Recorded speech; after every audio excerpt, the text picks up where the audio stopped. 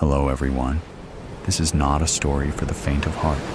Today, we will be stepping into the darkness of the most gruesome cases, where evil not only exists, but also leaves bloody and haunting traces. This is Real Gruesome Murder Cases, a series of true stories about murders that made the whole world shudder. If you are ready to face the cold truth and the gruesome corners of humanity, come with me to delve deeper into each case. Red rum. Cut! Leonard shouted, snapping the movie slate. Shut, dizzy with the relief that comes after the end of a shoot. Thanks so much, Francis. You're good to go.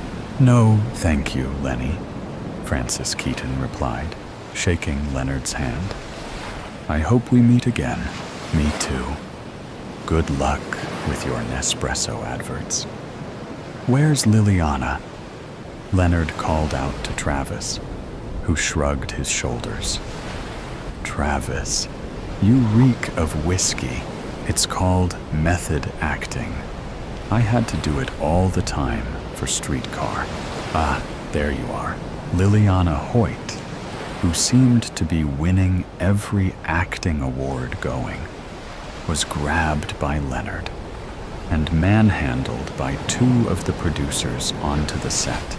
Hey, she screamed, get off me! You could have dressed up, Leonard said, as Liliana got thrown onto the bed. Actually, it's fine. Just pull the comforter over her. One of the producers threw some rope around her hands before tying them to the headboard. Leonard, what the fuck is going on? Where's Margot? What about her? The same producer silenced Liliana, her face bluing in mute appeal with a strip of duct tape. Suddenly, her legs were flailing, writhing, kicking, helpless in the face of the director's conspiratorial will. And action.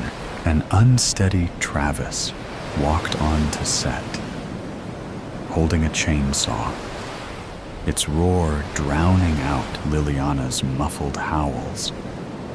Where its teeth kissed her leg, blood, first a trickle, and then a surge, began to mist the whole set. Travis, stop! Margot Devine, the actress who had claimed the starring role, walked in at that very moment. Is everything okay? Liliana called me about an extra scene. She clapped her hands to her face in horror once she saw Liliana's dismembered limbs. Oh my God, please, detective. I don't want to watch it anymore, pleaded Leonard, turning his head away from the footage. Detective Montrose switched the computer off before turning his attention back to Leonard, whose face was still blank with anxiety. You do know how this looks, don't you, Mr. Leary? Montrose said. Yes, of course I do. I mean, it's there on screen for all to see. You directing Mr. Waterman to saw Ms. Hoyt in half. It was a prop. Okay. Montrose wrote this down. And this was for your movie, was it? Yes. A prison without walls? Yes, Leonard replied begrudgingly. You know, it took 2 weeks at a writing camp in Prague to come up with that. For a moment, Leonard felt it was just him and the detective at the center of the universe, the tape recorder and folders props, and the light bulb swinging pendulum-like above, illuminating the room with an unwelcome light, only there for an added theatrical frisson. Mr. Leary, I'm confused, to say the least, Montrose said. Not one of you has a motive against Ms. Hoyt. Can we please just rewind? Going back from Ms. Hoyt's death to the day you started. What, again? Please? If you wouldn't mind. 24th October, 3 weeks into filming, after 10 seconds of looking furiously for Travis, I found him perched on the banquet in the corner, his arms and legs splayed across the leather. It reminded of that scene in Pulp Fiction when Pumpkin and Honey Bunny ransack the diner. Travis fit the aesthetic perfectly. Even though he was a star of the stage, he could well have been a vagrant. Sorry, I was hungry, he said, like a naughty kid, with a chocolate mustache and a half-eaten banana split in front of him. Would you like anything? No, I'm fine. I can't stay long. Travis's hair was incredibly greasy, striking that unfortunate balance between being neither curly nor straight. Jesus, your breath reeks, Travis. The scent was a mix of red wine, cheroots, and patchouli, all rolled into one. Anyway, I think you know why I'm here. Do I? Yes, Travis, you do. It's about your wife, Margot. I don't have a wife. Oh my God. In the movie, Travis. Oh, yeah. Sorry. Margot and James McClane, played by Liliana and Travis, began life as a vision of cold, jodhpur-wearing elitism. But when they went bankrupt, were forced to downsize and move across from the Feldmans, whose marriage they ended up shattering. Liliana dropped quite the bomb the other day, I continued. Travis furrowed his eyebrows. Sorry, who? Liliana. She plays your wife, Travis. Jesus Christ. Oh, okay. Sorry. I don't get involved with the other actors. Holding my nose so as not to inhale any more alcohol breath, I tried one more time to get through to him.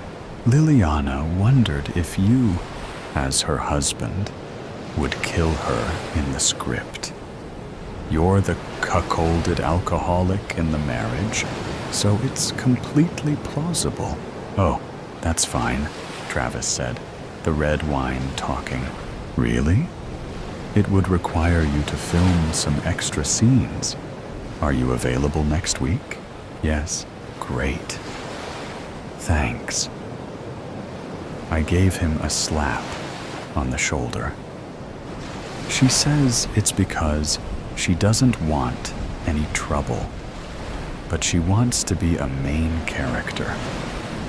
Audiences love murder. I think that's the problem with movies these days. You don't have to explain yourself, Travis reassured me. Let's kill this bitch. 22nd October. My muscles coiled as soon as I caught sight of her. Liliana, who I am pretty sure was my least favorite, which was no mean feat, had called me unexpectedly to run through some things. And I got the feeling it wasn't to discuss the movie. It never is. The restaurant we had agreed to meet in was an upscale eatery on the fringes of the town center, the sort of place reserved for illicit liaisons and big ultimatums. I knew Liliana spent all her time as an actress, if she wasn't wielding an arc on the silver screen in places like these, possessing the sought-after elixir that Wangle's 14-course taster, meals and corners tuxedos businessmen into the nooks of dingy bars. Thanks for agreeing to this, Leonard, she said. in her native southern twang, her brazen authenticity chording a jarring note against the coy contentment of the restaurant. Liliana was rakish and spidery, her face so pale as though made of reconstituted porcelain. The cruel origami of her arms stretched to hug me. No, really. Thank you. Have you ordered? I haven't. Great, she said, perusing the menu. You know, I haven't got long, Liliana. I have to dash. It's Lily. And what do you mean you have to dash? You're such a bad liar. What? Let's see how convincingly you can lie about where you were last week. When you saw me and Margot having a go at each other, she picked up the knife as though she was poised to dissect me. Why are you looking so worried? The waiter arrived, absolving me of this question. He took our orders, looking askance at Liliana as he did so, probably surprised at how underdressed she was. He would be right. It was clear Liliana didn't fit in here. It came to herald a changing of the guard. No longer were places like these populated by the jewel-draped dames who held an ice-bedded coupe in one palm of their hand and the piqued interest of their stupid director in the other. But now, overhauled by a new generation, one of them being Liliana, a raven-haired, new-age Janet Lee.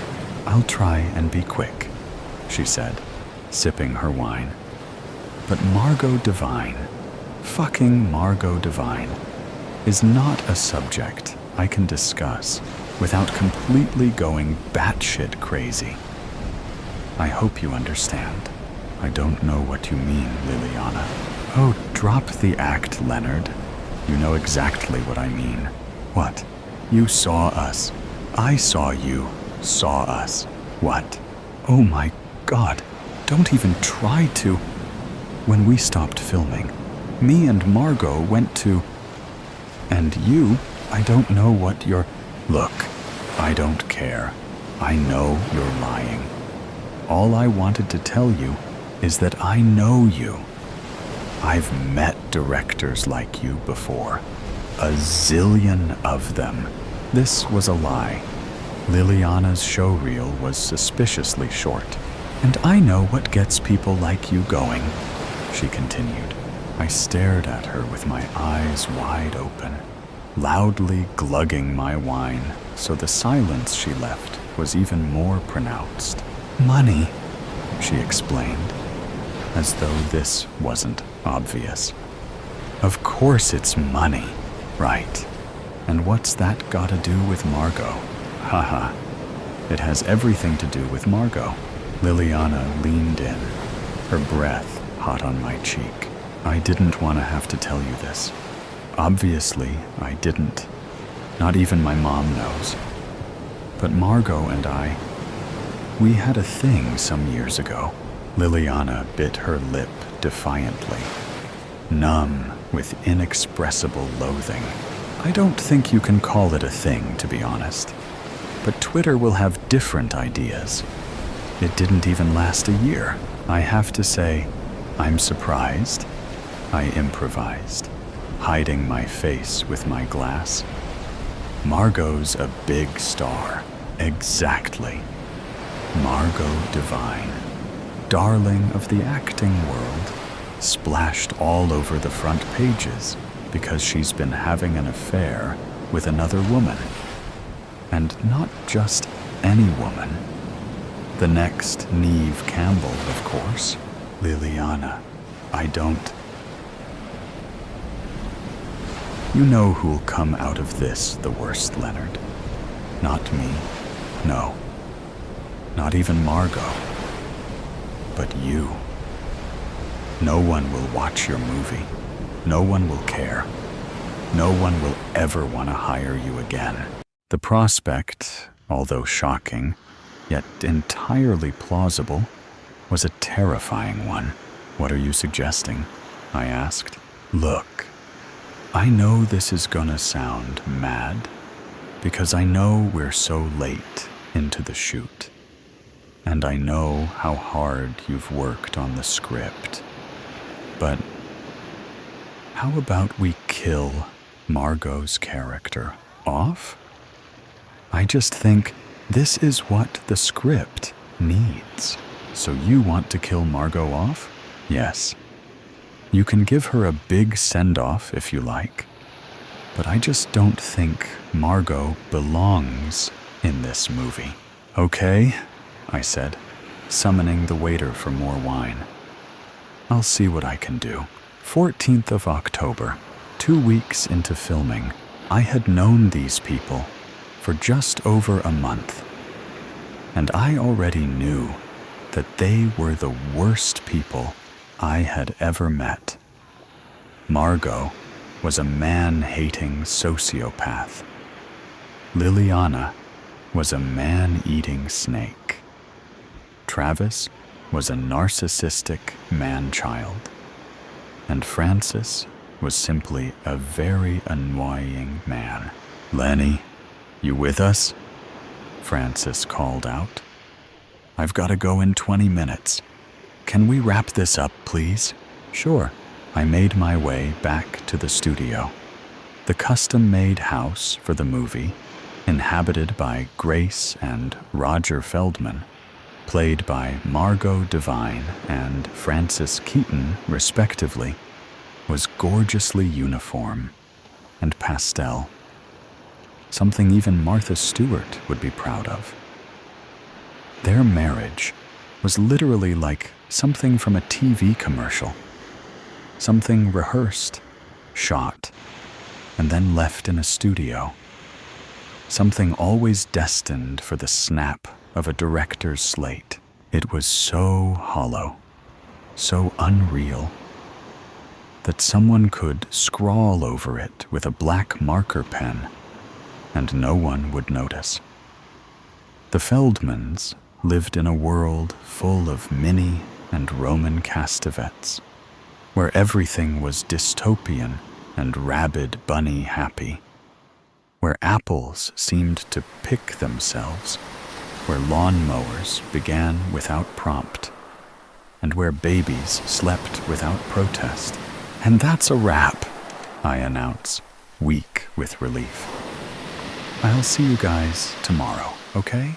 In what was my only break of the day, I go for a cigarette and watch the world go by. The town, a mass of either failing or fledgling shops, of laundromats and fried chicken, was a buckle in the belt of dusty, apple-knocking America. A montage of sandy browns and russet reds that quite happily elided into one long sepia smudge. And then a shout, a scream, something that threatened to disrupt the even tenor of my walk. Just leave me alone, they spat, the voice emanating from a woman's head in the distance. What do you expect me to do? The blonde girl replied. I inched forward before doubling back when I realized who they were. Margot and Liliana. Look, I know neither of us could have foreseen this, Liliana said. But I don't want you trying to talk to me in front of everyone, okay? I think it's fine, Lily. Getting the feeling this conversation wasn't something I should be hearing. I backed up against the wall and bowed my head. Everything had seemed so civil on set up until now. Then again, it was to be expected. actors could behave like little children. No, it's not fine, Margot, continued Liliana, spitting fury. And to make matters worse, they've given me the same fucking name as you. That'll be all over TMZ when they find out about us. Lily, please, do not touch me. Honestly, I swear to God. After we do this, if you come near me again, then I will call the police. Leave me alone. 9th September, the table read. I hated an ensemble cast. This time, luckily, I only had to contend with 4 different personalities. But it was the personalities that was the difficult bit.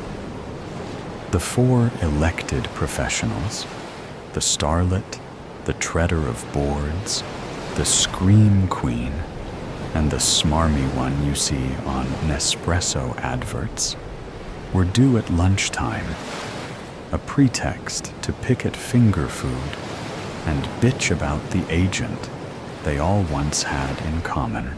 It was when I finished putting the food and drinks together that Margot Devine, the first to try my smorgasbord of bread rolls and oil dips, decided to arrive.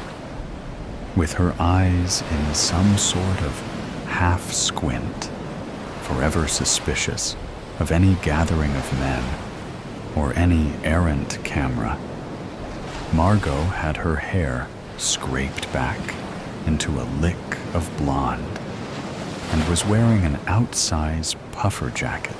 I pictured her getting bundled into a Land Rover by her press agent, the jacket pulled over her shoulder blades with pincered fingers, moving as fast as her praying mantis legs would permit, like a Weinstein protege whose daily intake amounted to nothing more than an iceberg lettuce leaf and a cube of blue cheese. Margot, hi. I greeted her awkwardly, kissing her on both cheeks, feeling the shocking realness of her bones.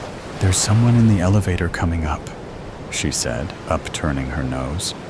I'm not sure he's a part of this. I think he's the one who does the Nespresso adverts. Francis Keaton? Oh yes, that's the one. Ah, I said, sawing Francis at the door. Speak of the devil. First shooting to international fame in his early 20s, much in the same mold as Leonardo DiCaprio. Francis Keaton was the nation's sweetheart. With orange skin and one remaining tuft of hair, he was clearly still clinging onto the vestiges of youth. But as he was Francis Delano Keaton, the perfect riposte to any insult, he was most definitely forgiven. One dimply smile from his much-pinched cheek, and you would just swoon. So, who else we waiting for then? He asked in his frothy drawl. Just 2 more. Who are they? It's not Meryl Streep, is it? No, not Meryl, unfortunately. It's Travis Waterman and Liliana Hoyt. Ah, Liliana, the woman of the moment. Liliana's coming? Margot asked, tweaking her sleeve. Yes. Oh, is there a problem? Oh no, we just haven't seen each other since the whole cabin in the woods debacle. Oh yes, Francis laughed. Right, bloodbath, wasn't it? Ah, I beamed, breaking the awkward silence that came thereafter. I think that's them now. With an A-list swagger she could only mimic, Liliana Hoyt entered at that exact moment beside Travis Waterman. Liliana, making her name through low-budget art house movies, could not be more different from Travis, who was securely established as the doyen of theater, earning his first Tony nomination for his performance in Othello. I wondered how they would react when they would learn that they were going to be playing a married couple, which reminded me, the script I would have them read, written by myself of course, was tentatively titled A Prison Without Walls. It was about a married couple in the 1950s, the sort to hold Tupperware parties and send their children to elocution lessons, who find themselves reevaluating their priorities when a new couple moves in across the road. Hello, Leonard. Good to see you again. We had never met before. Good evening, Travis, I said, showing them to their seats. The five of us arranged ourselves in the most curious of configurations, with Margot and Travis at one end, and Francis and Liliana at the other. So, I hope everyone's got the right script, I said, taking charge. Yes, Travis responded, remarkably quick for someone who had all the zeal of a narcoleptic. But it says here, my character's an alcoholic. Is that... No. James falls off a wagon when he learns his wife, played by Liliana, is cheating on him. Is that? Yep, it was an awkward subject. Everyone knew Travis was an alcoholic ever since his stint in Cat on a hot tin roof. At least it's not me doing the cheating, Francis quipped. Actually, you are, I corrected. Roger cheats on his wife with Liliana's character. No one thought it appropriate to respond. TMZ had a helicopter above Keaton's mansion for months after he ordered a prostitute to his home while his wife was on vacation. Liliana craned forward, opening her mouth to speak. Leonard, it says here my character's called Margot. Margot. Yes, it's spelled differently. Well, I hope you don't confuse us, Margot interjected. Everyone shot a sideways glance at Margot, sulking in the corner. So, I said, slapping my knees. Shall we begin? It was finally time. We all took a sharp intake of breath before turning the first page. Francis was still smiling. Liliana was still staring at me. Travis was still dwelling on his character arc. And Margot was left to quietly fume about the fact that her namesake was played by her archenemy, Speed, Fate. Hi, Buck.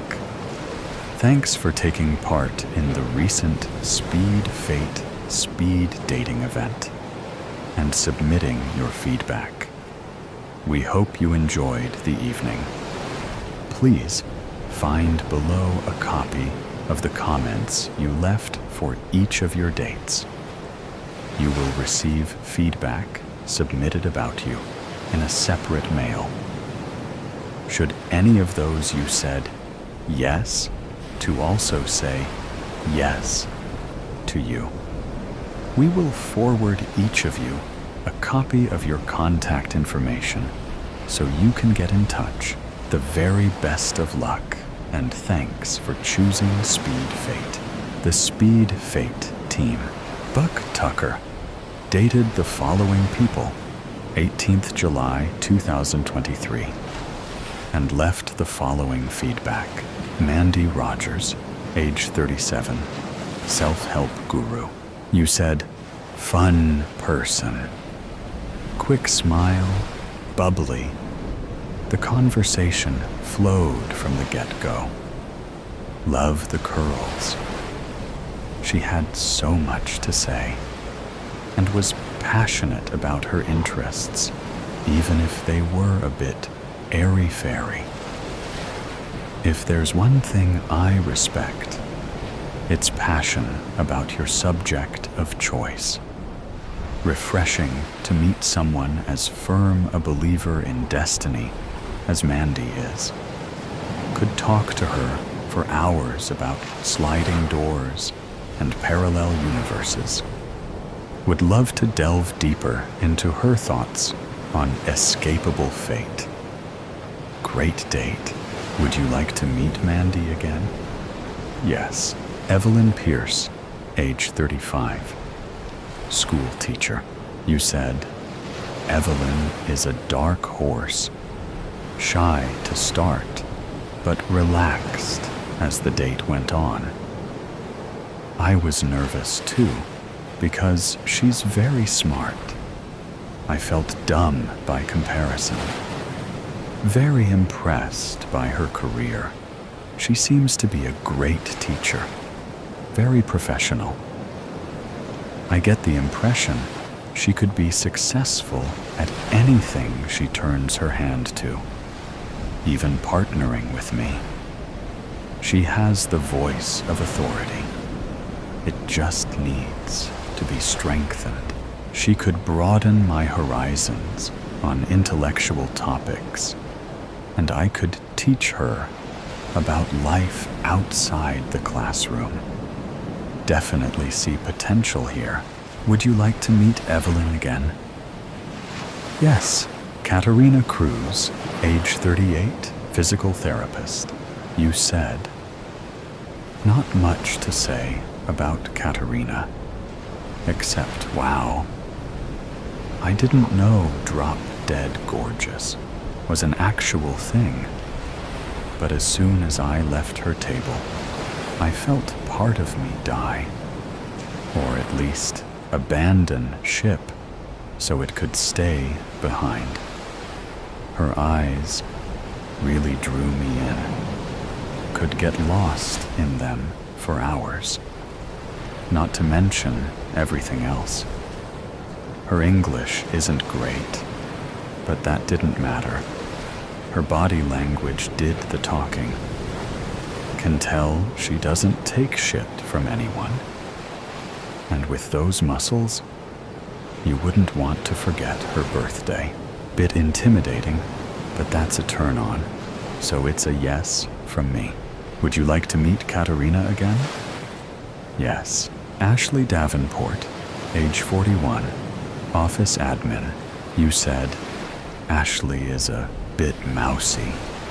Not my type physically, but has an air of mystery about her, which is attractive. Not sure why she was at the event. She was an ice queen, and I had to work hard to make conversation. Wasn't very successful. Didn't find out much about her, other than that she has cats and works in admin. I'm not a cat person, but I have a dog who hates cats, so he would probably chase them off if we got together. Pretty sure she just had her walls up. I have a feeling I could get her to loosen up. I am 100% sure it would be worth it. It would be nice to see her show some emotion. Challenge accepted. Would you like to meet Ashley again? Yes. To Buck Tucker from Speed Fate Team. Date 19th July 2023, 16:31. Subject: Your speed. Fate. Feedback. Hi Buck. Thanks again for attending the recent Speed Fate speed dating event. We have now compiled the feedback we received from the people you met and have included it below. You will receive the contact information for anyone who said yes, that you said yes to also in a separate mail. The best of luck, and thanks for choosing. Speed Fate. The Speed Fate team. Mandy Rogers, age 37, yoga teacher. They said, Buck was a pleasure to talk with. Very open-minded, and I didn't get the impression he was humoring me when I was rattling on about chakras and meditation. He seemed to be genuinely fascinated. Was interesting hearing his views on the afterlife and reincarnation. He carries a lot of nomadic energy and seems to be as much of a free spirit as I am, even if yoga and mindfulness aren't his thing. Would definitely like to bounce more ideas off him. I promised him a tarot reading if we meet again. So here's hoping. Would they like to meet you again? They said, yes. Evelyn Pierce, age 35, school teacher. They said, Buck is great. He's a lot more adventurous than me, very extrovert, which is exciting. I need someone like that to get me out of my comfort zone. Raising 2 teenagers as a full-time single dad is not an easy task, so I take my hat off to him. Also impressed by his role as a part-time scout leader, setting time aside to take kids camping and teach them about the great outdoors. That's inspirational. Would definitely be interested in getting to know him better. Always a sucker for a good dad. Would they like to meet you again? They said, yes. Katerina Cruz, age 38, physical therapist. They said, Buck is interesting, man. Similar interest in keep fit, training for marathon. Now, I think he has a lot of work to do, but is good. He has goal to work for. Perhaps he needs some help training. Little out of shape. But I don't have heart to say. Cute smile, kind eyes, love bearded man. Also interested in his musical career. Must be nice to date with guitarist of upcoming rock band. I think I should like to see this. Would they like to meet you again? They said, yes. Ashley Davenport, age 41, office admin. They said, God loves a trier. I gave him nothing, but he kept on trucking. Bonus points for that. If I was him, I would have given up in the first minute, like everyone else. 5 must have been torture. Really hate this shit. Only did it 'cause my friends signed me up, and I never would have heard the end of it. Whatever. Promise I'll make more of an effort next time. Not that he's going to want to meet me again. He'd probably sooner throw himself under a bus. Would they like to meet you again? They said, yes, 2. Buck. Tucker from Fate. Team. Date. 20th July, 2023, 11:30. Subject, your speed.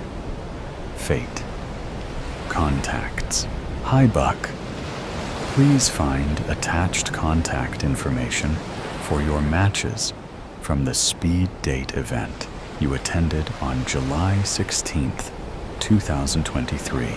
We hope you had an enjoyable experience and have our fingers crossed.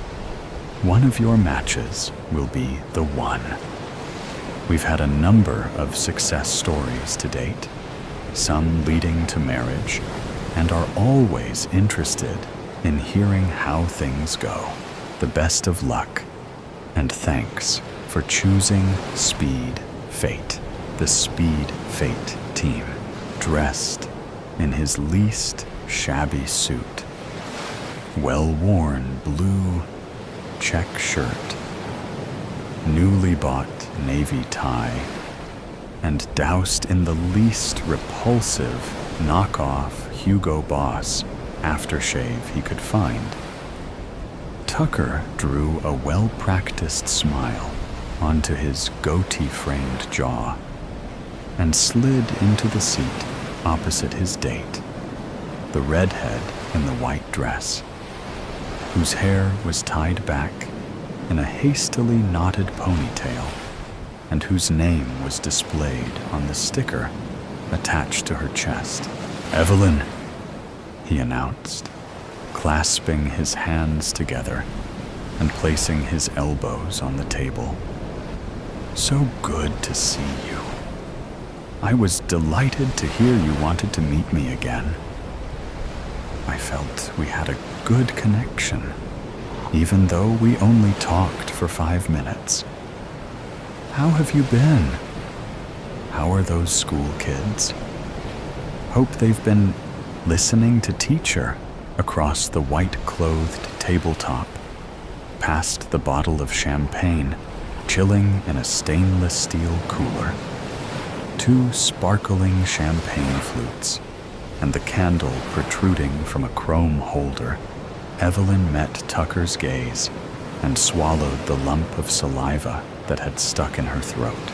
He hadn't thought it possible for her to be more nervous than she'd been at the speed date, especially since they knew each other now. But there she was, eyes darting about, glancing at the people either side of them, beads of sweat visible on her brow. It was going to be harder than he thought to get her to loosen up, he realized. But that didn't matter. In a way, he found her nervousness endearing. "They're fine," she said, her voice coming out a whisper, forcing her to clear her throat. "They're good. They don't give me trouble. I never have to reprimand anyone." "Really? There's not a single troublemaker in the bunch? What age did you say they were?" Tucker reached forward abruptly, suit sleeve riding up his arm, and closed his hand around the neck of the champagne bottle, causing Evelyn to jump, eyes darting to his unclean fingers. 14, she said, returning her eyes to his as he took the bottle from the cooler and started undoing the wire holding its cork in place. "And 15? No, honestly, nothing like that. I've never had to punish anyone, if that's what you mean." "I see," Tucker said, narrowing his eyes as if to peer into her mind. "Bit boring, isn't it? All that authority, and there's not a single obnoxious teenager for you to use it on? I find that hard to believe. As a former teenager in a school full of stuck-up bitches and bullying brats, I find that extremely hard to believe. But hey, if that's what you're saying, pop!" The cork shot from the bottle with explosive energy, making the nervous teacher jump again. "I'll take your word for it. How about your colleagues? They all super nice, too?" "Come on, you can be honest. Bet there's a couple of real shits, right? Get off on tormenting the kids? Probably a few pervs, too. Pedo bastards? I know there were at my school. Oh, I know. Can think of at least 3 motherfuckers who deserved to have their dicks cut off, sitting forward, extending his arm, pouring bubbly liquid into his date's glass. He glared as she shook her head softly, almost imperceptibly, and sucked in her lips. He snorted, smiled, a shake of the head as he finished pouring, and moved the bottle to his own glass. You don't have to be so nervous, Evelyn. It's just me and you. You can tell me anything. I'm very open-minded, a man of the world. I know the way things work. I'm familiar with what goes on behind closed doors. In response to his comment about it being just him and her eyes had flicked to the left and right again, almost as if to remind herself there were people around them, though it shouldn't have been necessary, considering how boisterous they were. Don't worry about them, Tucker said, depositing the champagne bottle back into the cooler with a clatter and crunch. What we talk about is none of their business, and vice versa. Let's just focus on getting to know each other. He lifted his glass, took a sip, let the bubbles pop in his mouth and tickle his throat. Effervescent. Evelyn watched him return the glass to the table with dampening eyes and quivering lip, bubbles spinning in the amber liquid in the untouched glass before her. So you're not a mean teacher, and you have no asshole students, and everyone you work with is lovely. Okay, I get it. They've conditioned you well. Turning a blind eye is second nature. That's okay. That can be fixed. You just have to open your eyes, see things for what they are. Identify the evil in people. Acknowledge it. Accept that it's there to be destroyed. And do you know the best way to do that? He crossed his arms, lifted an eyebrow, cocked his head. And no, she said, the first tear escaping an eye and running down a scratched, grime-covered cheek. I don't. Buck, you know, I think you got the wrong impression of me. I'm not a bad person. I treat people well. I don't. I'm not. The best way to do that. He cut her off, craning his head closer to hers, his nose almost touching the trembling candle flame, is to find it in yourself and expose it. Draw it out into the light, like a putrid, rotting vampire. Set it free and watch the havoc it wreaks. Once you know what your own darkness is capable of, you'll be able to recognize it in others. And then you'll be able to do something about it. Like me. It's simple, really. So come on, let's go on a journey of self-discovery. Aren't you drinking? Please, Buck. I don't think I'm what you're looking for. I think we should... Have you ever cheated on someone, Evelyn? Deliberately or accidentally, thinking it was okay because, you know, it wasn't that serious and they weren't invested. No, I never. Have you ever lied to someone to let them down gently, or just because you wanted some attention, to be wined and dined, treated like a princess to pass the time? Buck, I want to stop. please. Have you ever hit anyone? A sibling? A child? Have you ever lost your cool and lashed out blindly with a hand or a foot? Hurt someone out of anger or desire? Please, so you don't use your authority to punish students. How about something else? Have you seduced one? All those virile young teenagers staring you up and down. Have you ever taken advantage of it? Tasted forbidden fruit? Or maybe not them, maybe one of their parents, maybe a bit of home-wrecking sates an urge.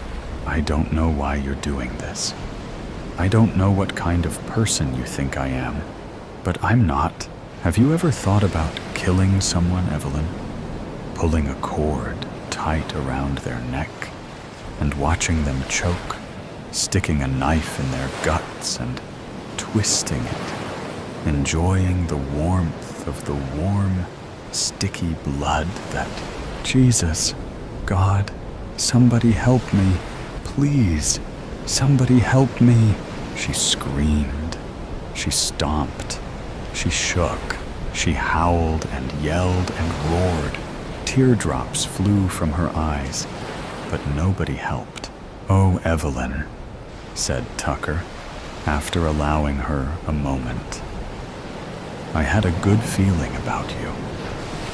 I thought if I could get you to see the light and come around to my way of thinking, we'd have fun expelling assholes from the world.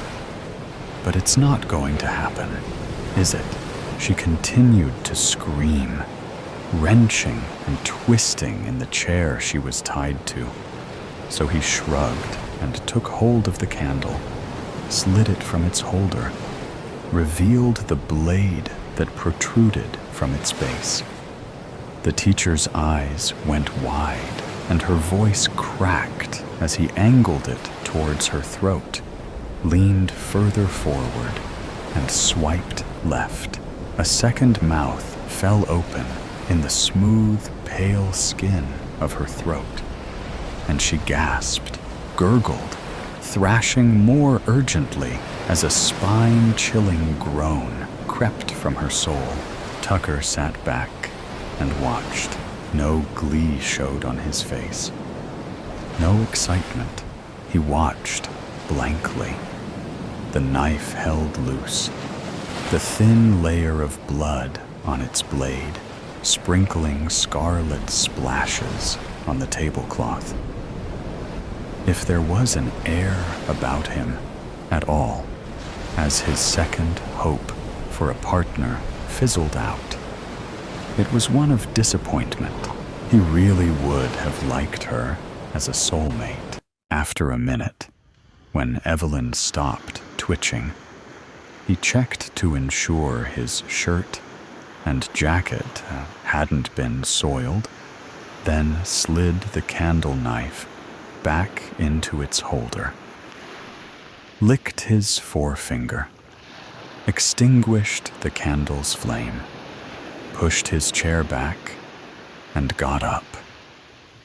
He took a napkin from the table, dabbed at his mouth as he stepped back, watching his scuffed loafers, careful not to step into the blood that had pooled beneath the chair behind him, the blood that had oozed from boring, not mysterious Ashley. To his left, bound and gagged, Katerina lunged her upper body towards him, impressive arm muscles bulging through the gossamer thin material of the dress he'd clad her in, brown eyes glowering with hate, teeth gnashing behind the black rubber strap that subdued her mouth. The chair was bolted to the floor. Her feet were chained to the chair. Her movement was restricted. He wasn't ready for her yet. A fist to the face, she slumped, head lolling loosely over her chest.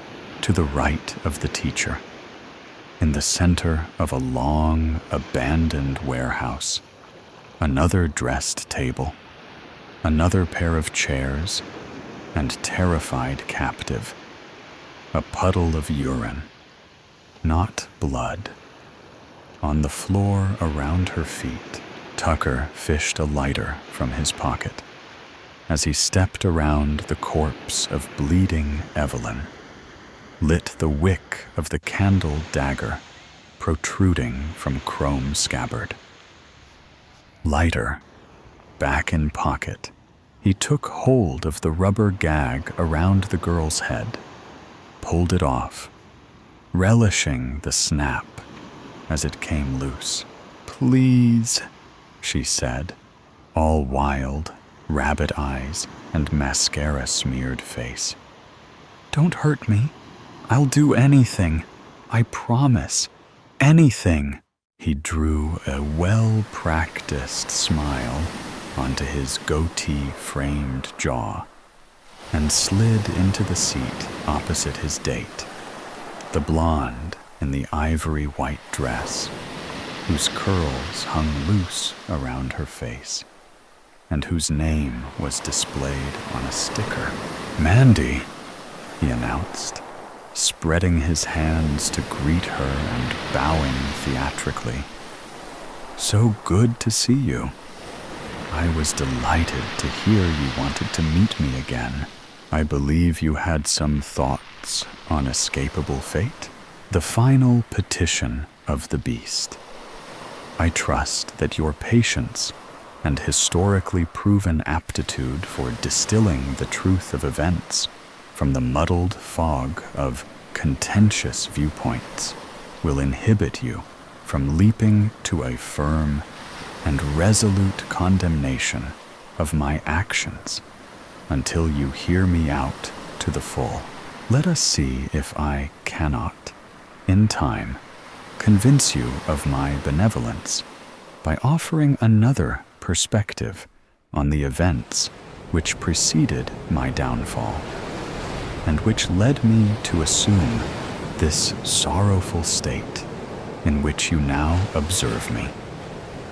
A perspective which, I hasten to warn you, runs contrary on many points to those you have, no doubt, already encountered. In exchange for your borrowed time, I promise to inform you of what really happened regarding a topic we can agree truly matters: the well-being of none other than my human host. The rumors you have heard are true. I am soldered by mechanisms far beyond the understanding of the human sciences in an intimate manner to the psychological tendencies of the human mind. I must again plead with you to discard your prescribed opinions regarding this arrangement of living.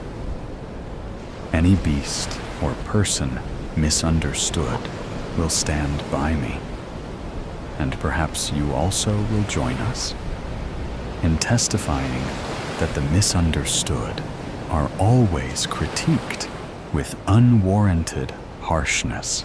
I have borne the most hideous names hurled at me by those who fear and misunderstand of my role. I have gone by many disparaging titles throughout history, and am only too aware of the multitude of unsavory images attached to the notion of a parasitic relationship. May I suggest as a substitute for this baseless hatred the fondness of a pet for its owner? After all, I do more than leech. Like your beloved animal companions, I am also capable of altering the mood of my host, as you shall soon see. My host was a young boy when I transferred myself from his parents' minds to his. His psychological foundations had been set years before, and I arrived to find a habitat much to my liking.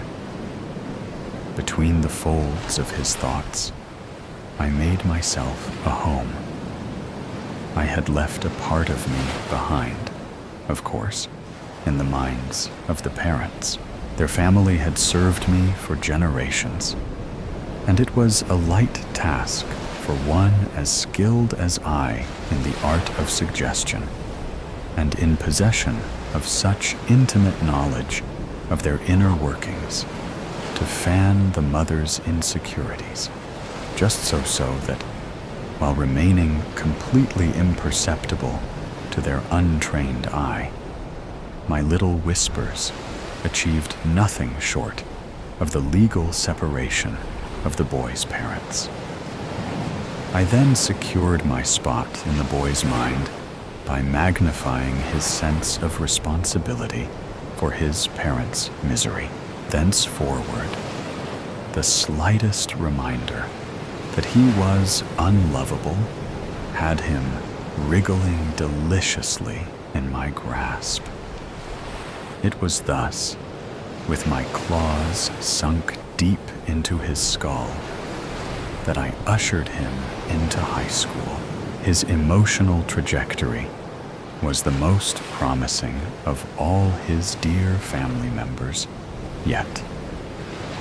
Not a single friend he made the first month of school.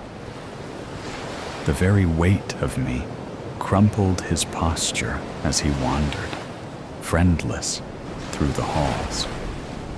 I steered his mood between the scylla of an overly morose disposition, certain to be noticed by peers and trigger the arrival of help in the form of a school counselor or therapist, and the Charybdis of an optimism that would grant him the strength to shrug me off. I would have achieved this ideal flawlessly were it not for that damned girl who transferred to his school and was placed catastrophically in the seat across from my host.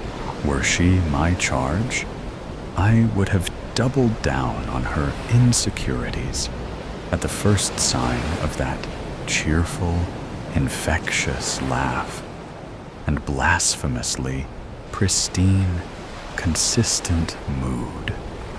If not out of a sense of duty to myself, then out of respect for my colleagues, who work so hard to keep precisely her sort of energy away from the vicinity of our hosts. Before the week was out, the boy was going home, smiling to himself at the memory of their last conversation. Thankfully, I had conditioned him in preparation for such catastrophes. The reminder of the tension that awaited him at home when he stepped off the bus was enough to lull his mind back to its usual state of a miserable hibernation. Yet I knew this girl was no patch of sun or tasty treat. She was here to stay. It frightened me how deftly she slipped under my nose. After generations of thankless, uphill labor, I was faced with the prospect of relinquishing all in submission to her smile. The memory of the warm undertones that bubbled up from deep within the boy at the memory of her smile causes me still to shudder. I irked him. I belittled him. I downright scolded him in my best imitation of his father's voice for his cheek. You can imagine, then, my shock when he steeled his nerve and neglected to drink from the sweet stream of self-pity I offered him. He told me himself that this girl was worth the pain, a revelation that gave me a most unpleasant shock. For centuries, my strategy had been to capitalize on the self-pity of my hosts by maintaining their focus entirely and crushingly on themselves. The bitterness this tactic unfailingly produces kept his parents under my thumb until their separation. I expected the same trap would ensnare their child also. But my suggestions fell suddenly on deaf ears. He had a drive to know this girl, and his deep-set belief that he was essentially unloved and unlovable did nothing to curb his momentum. In all my carefully executed precautions, I had not foreseen his sexual drive would rear its head in this manner. I chastise myself for the mistake. Had I studied more carefully the behavioral patterns of his father, molded my contraptions to better accommodate the boy's hereditary quirks, I might have prevented this disaster from transferring. As it stands, the animal drive to reproduce is, like me, powerful and resilient, and cannot be permanently subdued, only temporarily diminished. He surprised even himself, I think, at his boldness and forwardness, looking back on what he did next. During a break in class came the briefest of silences, pregnant with the potential for shadow-shattering community. And then he spoke, and at that moment I perceived within myself a distinct and piercing horror that stemmed from the sudden realization that my source of life had suddenly begun to slip away, like sand. No, like water, between my sharpened claws. The boy and the girl talked on stools in the back of the classroom, opposite the wide windows, with the morning sun on their faces. His willingness to reveal his most intimate thoughts, including those I had pointedly enforced on him to be the cause of his unlovableness, to this girl, a near total stranger to him, unknown less than a week ago, it frightened me. So I bit him hard on the tip of his ear. It was too risky, you see, to allow a conversation of that nature to continue. They might have begun to discuss me, the boy's negative self-talk, and he might have let the cat out of the bag and deprived me of the strength that secrecy affords. He was still grimacing from the pinch of the memory of some past embarrassment when the teacher resumed class. But the girl looked worryingly at him, and I at her, for I knew the fight was far from won. Before I continue, I feel compelled to address my apparent neglect of the rules. You must understand, taking into account the urgency of my case, why it was necessary for me to inflict more than merely psychological torment on my host. Consider the goal I had to achieve. If the result of my admittedly brash action was the immediate embarrassment, the later regret, and the plummeted social confidence of my host, 3 dimensions firmly underneath my jurisdiction, can the rules really be said to have been abandoned?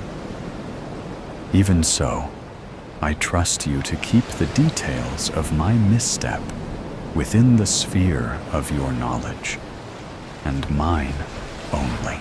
That afternoon, the boy flopped onto bed, and I robotically conjured his usual evening diet of social comparison and self-loathing that bites so poignantly on the teenage psyche. I had just settled in for a mellow evening of brooding and isolation when the boy received a friend request from the girl. Soon they were volleying messages happily like two ducks in a pond. I spewed my most horrid concoction of degrading insults in his ear, but the boy took even my most clever and piercing threats and told them to her verbatim as I had whispered them to him. The stupid boy believed my work to be a product of his own imagination, but the untruth of his utterances was instantly checked by the girl, and the secret of my existence was out. I felt the shame and secrecy drain from his mind like the contents of a filthy toilet, all at once unclogged. You would have screamed too if you had been there. Your life's work transformed in an instant to shining acceptance and relief. She urged him to speak with the school counselor on Monday, and walked him down to the counseling office herself when I attempted to undermine the urgency of his plight.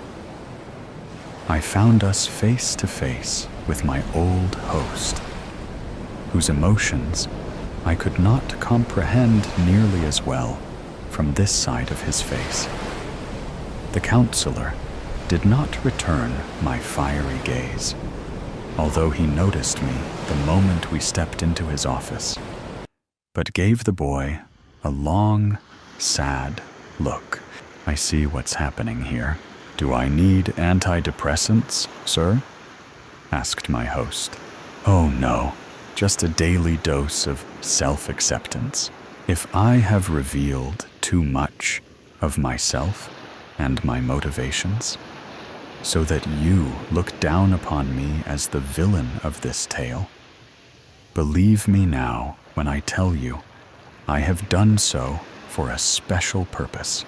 For do I not also possess those same heroic traits of determination, bravery, creativity in my methods, and consistency in my effort, all in service to the biological imperative to survive and reproduce, for which you applaud and congratulate the boy?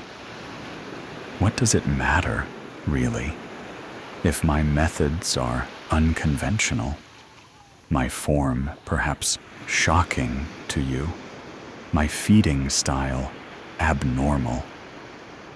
I would caution you against delivering judgments colored so heavily by dislike for the unfamiliar and the unknown. What is the difference between me, who seek to preserve my existence by any means, even the grossest, and him, who takes the opinion of his friend into account before making a decision to the same end and purpose? I assure you, it is a difference, not in type, but in degree only. He fought harder, more ruthlessly than I, and so he has won. I, who held the boy's leash, now cower, packed away and forgotten, in a dark and lonely corner of his mind. He does not visit or feed me, except occasionally, and by accident. My strength is waned, My spirit is dehydrated, my form considerably shrunken. With the addition of communal support, that loathsome girl had friends and introduced them to him. I doubt I shall ever drink from the boy's vitality again. What pains me most is the thought that his and her children will be reared without the guiding influence of my whispers on their young minds. I will be hard-pressed to imitate to his children the voice of their father when they have not been primed for years with the backdrop of his incessant complaints. The boy has abandoned me. I shiver, cold and alone. But you are still here, warm and receptive, believing in the truth of my whispers, attentive to my voice. You will let me in, won't you? Do flamethrowers belong in the library? We lose people all the time. It's just the nature of the job. What can you expect from a place full of nooks and crannies? People intentionally go to get lost in. I usually don't worry when I don't see someone for a while. But when it's been days since someone's checked out, it's usually a sign that I need to step in. I'm not doing this alone, thankfully. No librarian is ever truly alone, are they? I have help from the watchers and listeners of the shelves. Thanks to them, it usually doesn't take long to get the scent, if you know what I mean.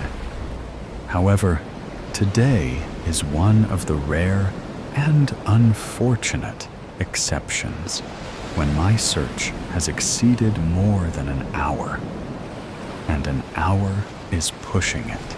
I've been searching and asking around for almost 6 hours, scouring shelves and listening for the telltale breathing.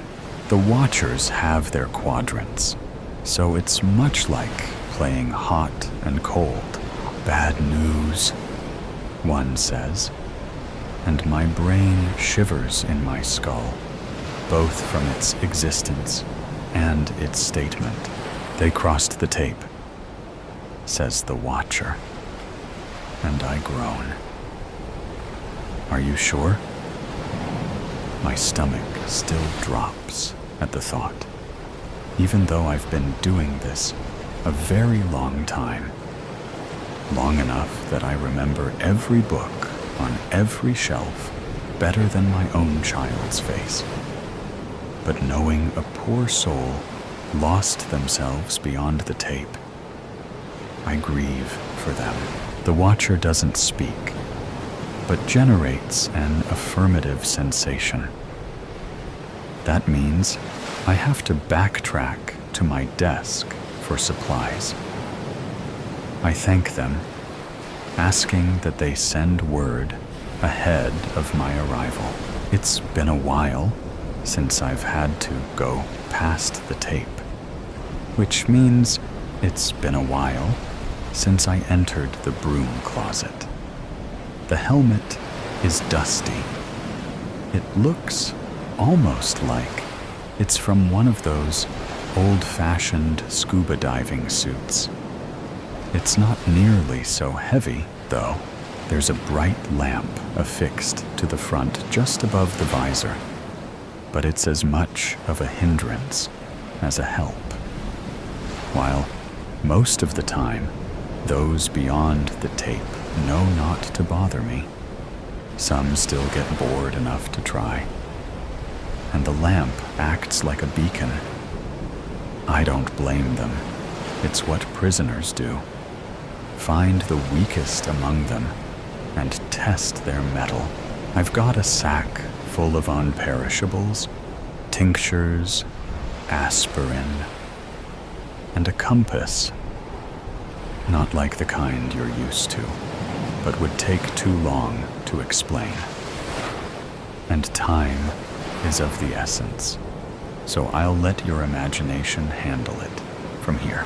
I sling the sack across my body and fasten my waist with a utility belt that would make a trust fund bat character with abandonment issues jealous. It's got floss, lighters, matches, and a few more tools that don't exist outside of the library. The last thing I grab is the flamethrower. This is where I should be very transparent with you. I'm not actually the librarian. I'm the librarian's assistant. I know, isn't that just your luck, right? Not to worry. I'm very good at using this thing, and it does the job nicely. Whatever job I may deem necessary at any particular moment. But the head librarian doesn't really need much of anything to ward off what lingers here. I don't know exactly where he is at the moment, nor do I want to know. If this were a real pickle, I would summon him. But while a rare occasion, it's not unusual in the scope of 1,000 years. After all, no one comes here without the intention, whether it's conscious or subconscious, to get lost. It's the nature of this place. But you know that, don't you? It's why you're here, after all. It doesn't take me long to find the tape, which is fortuitous.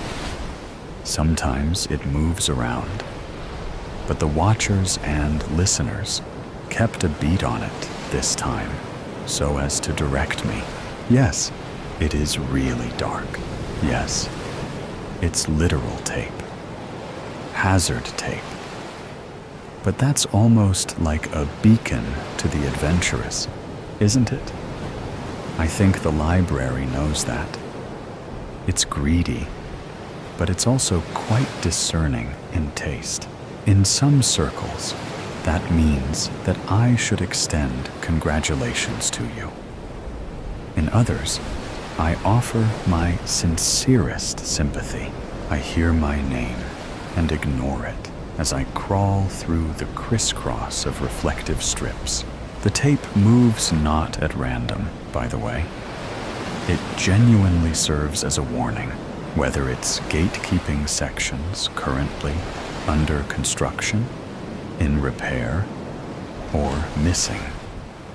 I try not to, but I think that last one has something to do with where the head librarian went. Don't worry about it.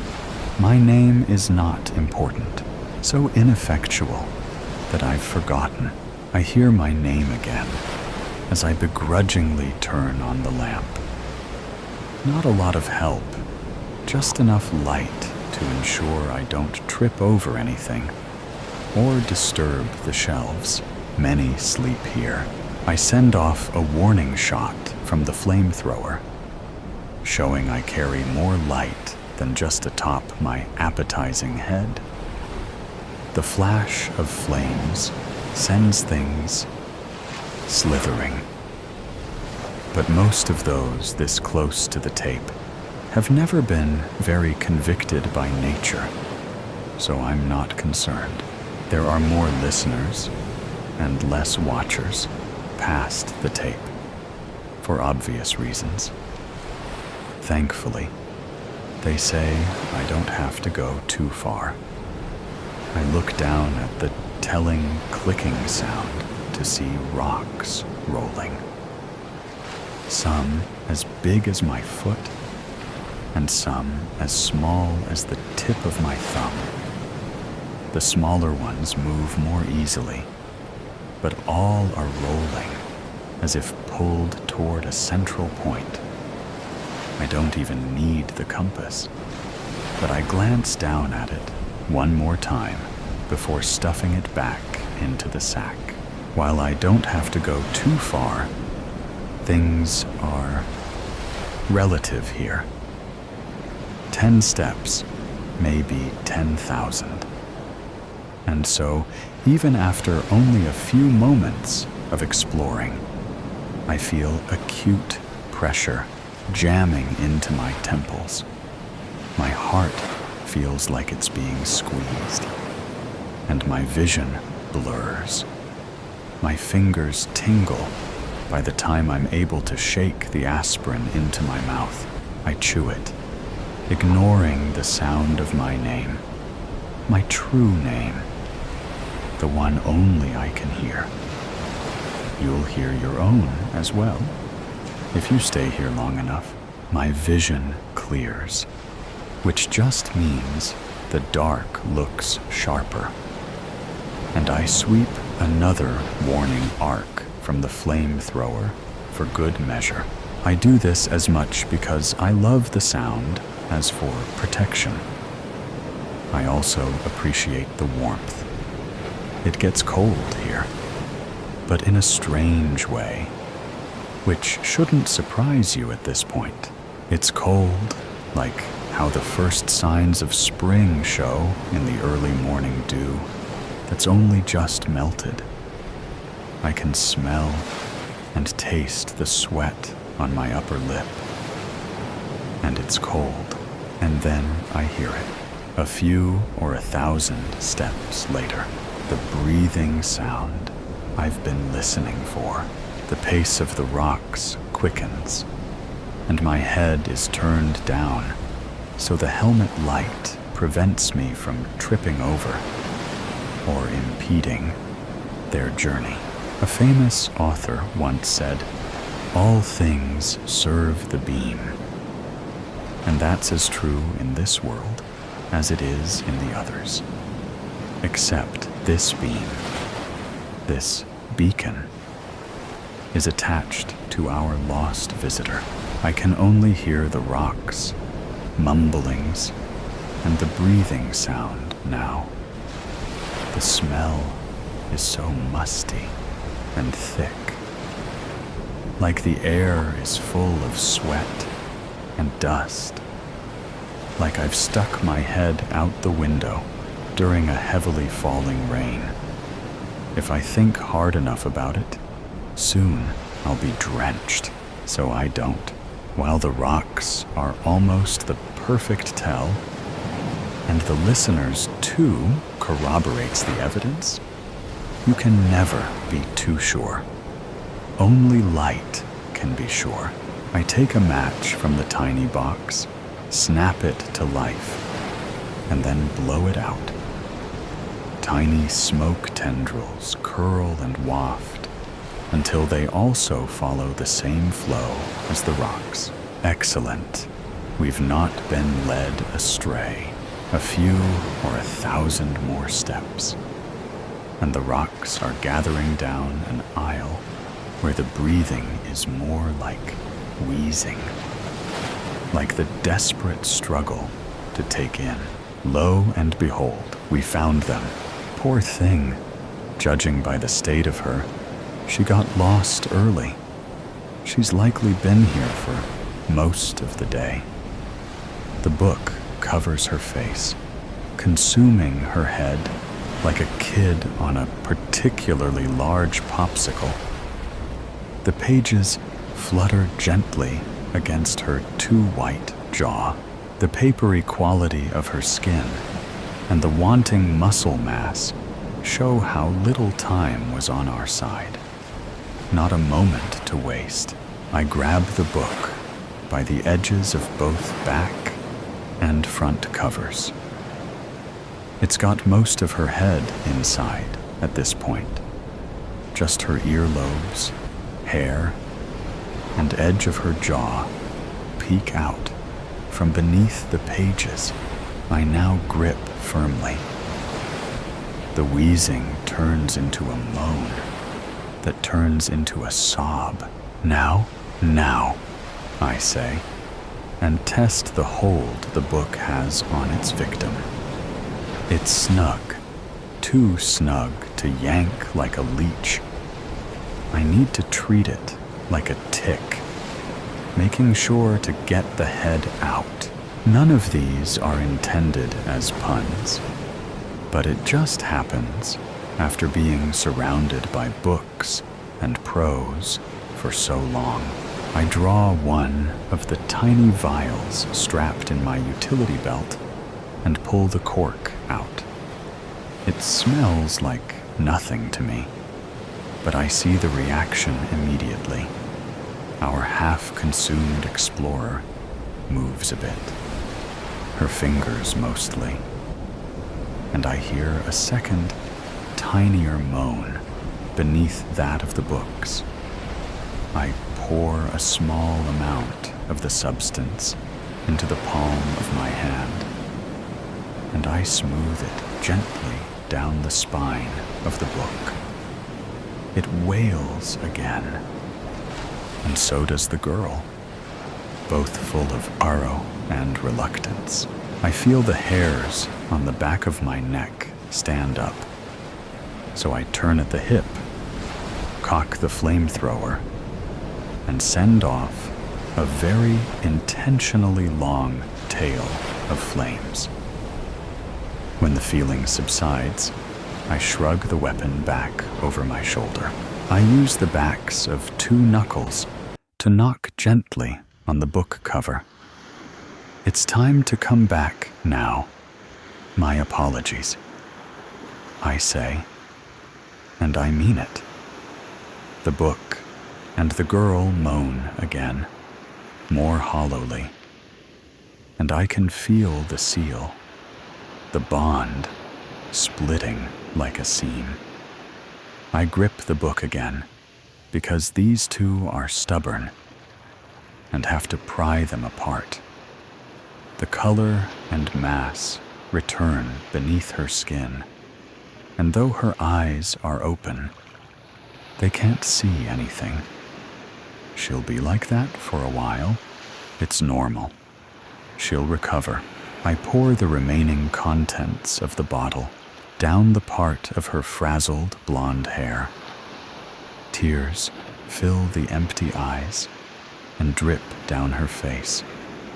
Her mouth presses into a thin white line and grimaces so intensely that the flesh folds in multiple layers at the corners of her mouth. Great pain. Even after 1,000 years, I still can't help but feel sorry. So I pull her burning head under my chin and rub circles into her back. I'm sorry, dear. I know you've been told otherwise, but this place is a prison, and that isn't your story.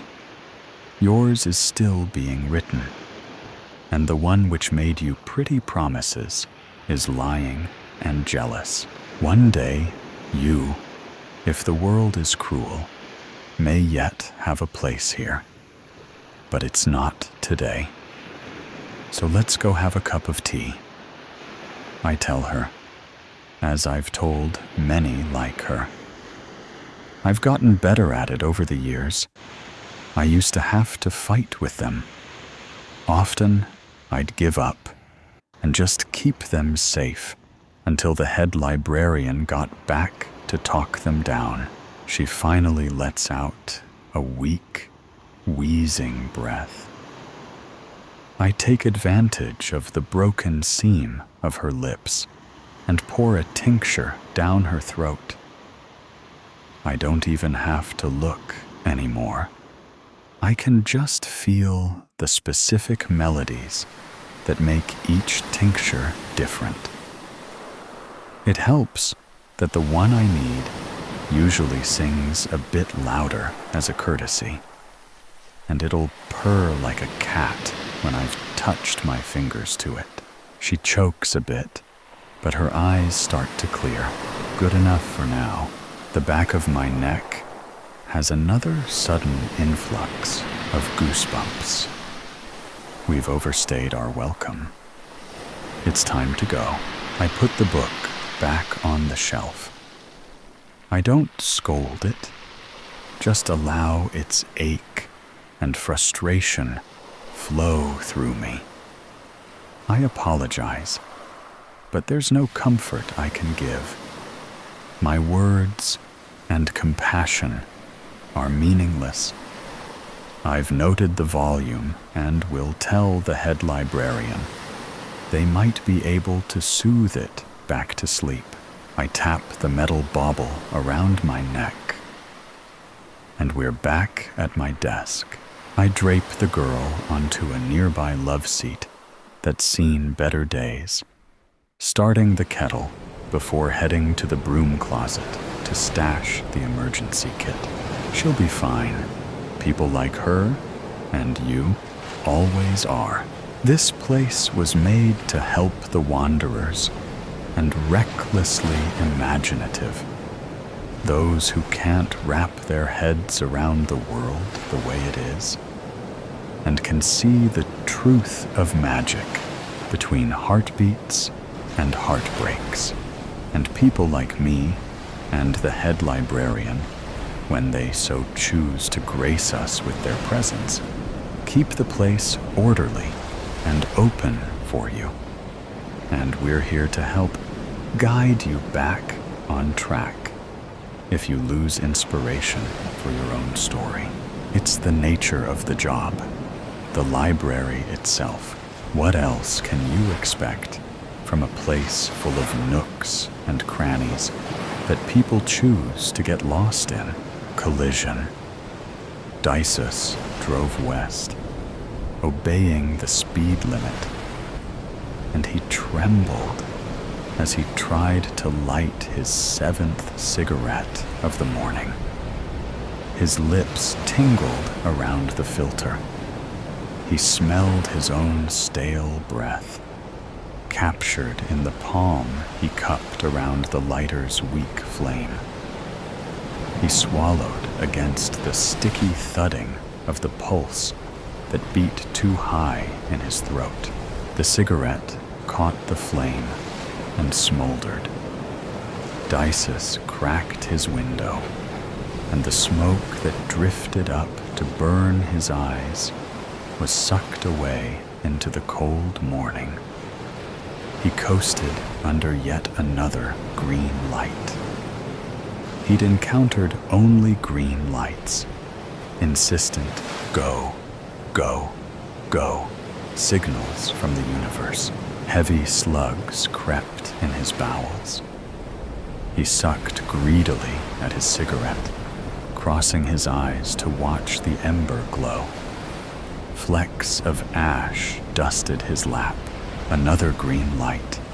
Dices flicked a quick gaze to the dashboard clock, cursing his good luck, slowing down, willing the minutes to move. He was running early for his appointment. So many factors having contributed to the unwelcome streamlining of his journey. He still hadn't gotten used to the lack of traffic on the Rue. Everyone took the new Magway now. The perimeter gates of his settle block had been open already, and he hadn't needed to wait for security to buzz him through. The sobriety checkpoint had been unmanned. His trip had taken 10 minutes, fewer than he'd planned. Another green light. The car's rusted axle scraped a deep pothole in the middle of the intersection. Dices thought about pulling over to kill time, but he knew if he stopped the car, he would not be able to start it again. He inhaled a huge, head-spinning drag of smoke and opened the window a bit more. His hand shook as he poked the tip of the cigarette out the window to tap its growing column of ash onto the street. A nervous tremor rippled through him, and the stick fell from his nicotine-stained fingers. He fumbled instinctively, knocking his knuckles against the glass, and the drafting air pressure caught the cigarette and blew it back at him. He didn't see where it landed. The car was full of kindling, fast food wrappers, flammable with grease, sun-brittled paper, dirty clothes. He imagined the back seat catching fire and tried to reach behind him, patting, feeling for the errant ember, grimacing at the green light visible above the next empty intersection. Dices felt a huge, hot bug bite his left elbow and reacted by slamming his foot against the gas pedal. He yelped and smacked the sleeve his cigarette had fallen into. It burned as he ground it into his skin. The car veered. He shook his sleeve out, flinging the still smoldering cigarette out of his cuff, and made to stamp it out on the floor mat, wincing and checking the time, and still accelerating under the last green light. And when the flustered panic retreated beneath his original anxiety, he finally looked back at the road, just in time to watch a man disappear under the front of his car. He braked, far too late, long after being gently jostled by two soft thumps below him. Dices never got to find out if he possessed enough cowardice to pull off a hit and run.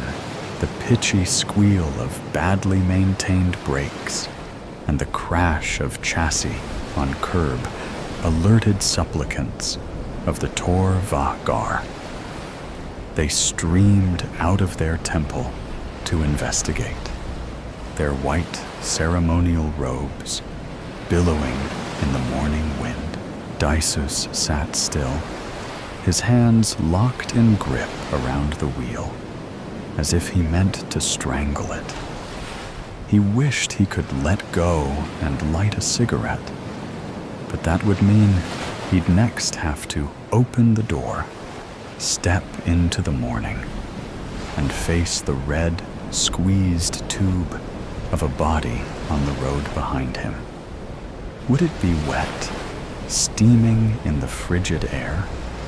Was his car heavy enough to squelch organs from orifice? Or would he find less messy, blunt force trauma? He pictured dirty tire tracks on a crushed throat. Might the man still be alive? It was that thought that loosened his grip and allowed him to move, sludgy slow, on shock cocooning autopilot. He reached for his cigarettes and felt a flood of relief when he found that 2 smokes remained in the worry-crumpled package. His hands were steady when he lit one. He got out of the car and watched the white robes flock to the stillness in the street. A woman stood over the body and cried, while another tapped off a message on her handheld. A man knelt, the pristine hem of his robe drawing road dust up through fabric capillaries. He reached for the body with tentative, gentle fingers. They all saw the gun at the same time. It had been knocked several feet from the dead man. A scratched-up, bootleg particle cannon. Tech from an old empire, illegal and devastating, primed, and still pointing at the temple of Tor Vahgar. Dices thought ridiculously of that old game. Spin the bottle. He sat on the curb and smoked, not wanting to bother the Vahgarans with his stink, not wanting to yellow their robes with his residue. Sirens wailed, melancholy and distant, approaching via the magway. The crying woman ran back toward the temple, calling a name in an alien language as she flitted inside. Barana! Realization of their narrowly escaped victimhood widened the eyes of the Vagarans on the street.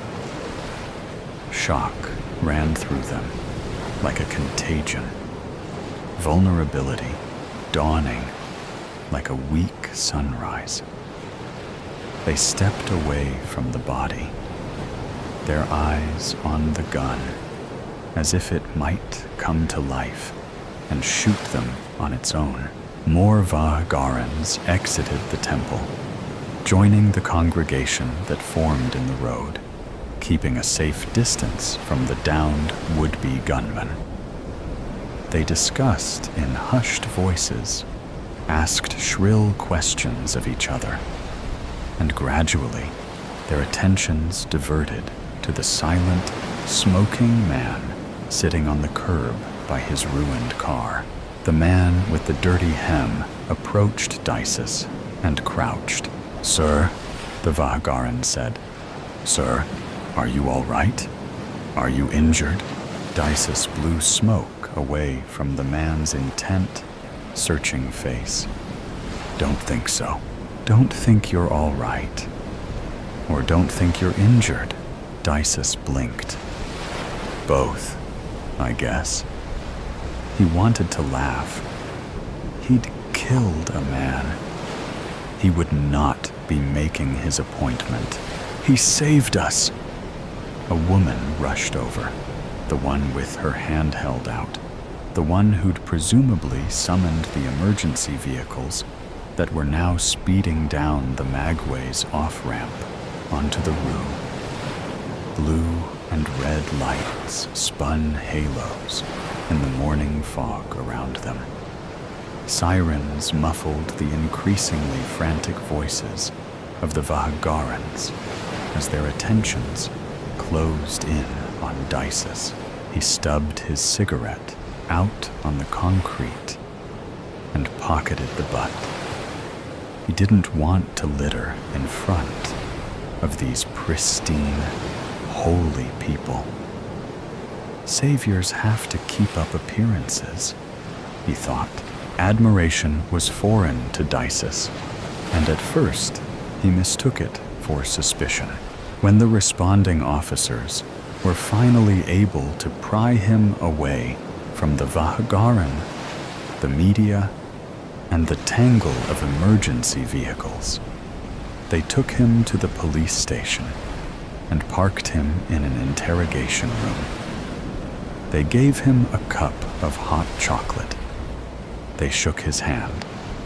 Short, neatly groomed Officer Kayata led him outside to smoke when he requested it, though she wrinkled her nose while she waited for him to finish. He caught a glint at her throat, noticing the stylized Tor Vahgaran saucer pendant she wore on a delicate chain, an icon of worship, veneration of the alien hands that cradled Earth, mending it from its human-inflicted wounds. "You should really stop that," she said, squinting her eyes against the smoke as he exhaled. "It stinks. They're my lungs, and I'll ruin them if I want to," he thought. He narrowed his eyes at her pendant. "Not that you'd understand." Officer Kayata took a call on her handheld, walking a few yards away as Dices blew smoke into the still cold early afternoon sky. "This is about to get a lot bigger," she warned him as she strode back to him, her call concluded. A Tor Vahgar ambassador was supposed to be at that temple today. She maintained her professional demeanor, but Dices didn't miss the sparkling hint of tears at the corners of her eyes. Back in the interrogation room, Dices sat on his hands to both hide their trembling and warm them up Officer Kayata brought him another hot chocolate and sat primly in the metal chair across the table from Dices. Fluorescent lights clicked above, probing and harshly bright, the better to scrutinize you with. This is just a formality. Officer Boskov, gruff and bushily mustached, shuffled incident reports and witness statements on the metal table. You're not in any trouble. We just want to get our facts straight. As you can imagine, the entire Vahgaran community stands behind you. You told him about the ambassador? Officer Kayata nodded. They've offered their best lawyers, but I don't think you'll need them. They've also set up a donation hotline. Dices clenched his stomach against the tide of bile that threatened to rise. He wanted a cigarette, but his pack was empty. He felt the deprived addict's headache peeking around the corner, waiting to ambush. Officer Boskov's voice took on a serious tone, and he asked the question Dices had been dreading. Where were you headed when you saw the gunman? Dices swallowed, pausing for a moment too long. Going to the doctor. My lungs, he said, freeing a hand unconsciously to reach for the empty pack of cigarettes in his pocket. He thumped a tightly closed fist on his chest. He thought a cough might be too much, too performative. Will your doctor verify that? Boskov clicked a pen, made a note. I was hoping they'd see me as a walk-in. I was coughing up blood last night. I see, Boskov said. He leaned back in his chair, running a hand over his mustache as he regarded Dices. Now, I know this might be hard to talk about, and you're probably still in a bit of shock. But I need you to describe what happened again, with all the detail you can remember. Start with when you first saw the man on the street. What caught your attention? And what made you act? Again, he said, his eyebrows raised with kind concern. You aren't in trouble. Fact is, you're a hero, whether you see yourself as one or not yet. You prevented what could have been an absolute massacre. That gun was modded and energized to gar and back. You saved a lot of lives. But we need to get everything on record. Officer Kayata twisted the Tor Va-Gar pendant she wore, her expression thoughtful, thankful. Dices tried to keep from hyperventilating. He cleared his throat. He spun his tail. He'd seen a furtive, suspicious man crossing the street, with Hunter's eyes narrowed and predatory. A gun, hefted and steady, striding with obvious, murderous intent toward the temple. Dices told the officers how he'd accelerated without hesitation, careening for the terrorist, without fear for his own life, steering to kill and damn the consequences. It was the right thing to do. He had been out of his body. Righteous instinct taking over. And all he'd felt was relief when the man's rampage was aborted under his balding tires. He'd almost convinced himself the story was true, until he found himself absent-mindedly scratching the blister on his left elbow. Vivette, the Va-Garan PR representative, was a harried woman with 2 briefcases and a shaved head. She wore glasses and chewed gum like it fueled her, and her frantic productivity agitated and exhausted Dices. He tried to pay attention to the several trains of thought she conducted. Tor Barana will want to join you for some press conferences, she said, typing a proposed media circuit schedule on a shiny laptop. She checked the official Va-Garan forums. 4 independent congregations set up charity pools to cover any legal expenses. Gifts are coming in from all over the place. Is there any weird stuff about you online that I should know about? I don't think so, Dices said. He sipped tepid coffee and forced himself to take a bite of his rubbery omelet. Vivette had wanted to meet him at his home, to make you feel more comfortable and for privacy, she'd said. But he suspected she'd really wanted to scope out his situation and avert any potential PR crises before publicly canonizing him into the Va-Garan sainthood. He'd refused, citing embarrassment about his messy bachelor's apartment. She'd looked at him suspiciously, but had caved and met him at a cafe downtown. Time was of the essence for a story like this, she said. Already his face was plastered across screens and papers, his full name emblazoned in impact font under epithets like the hero of New Hartford and a savior's savior. Vivette checked a text message on her handheld, an email on her laptop, a notification on her watch. Information about Dices assaulted her while he watched, tapping a nicotine withdrawal beat on the table with his fingertips. Oh, look, the Massippi branch got you a new car.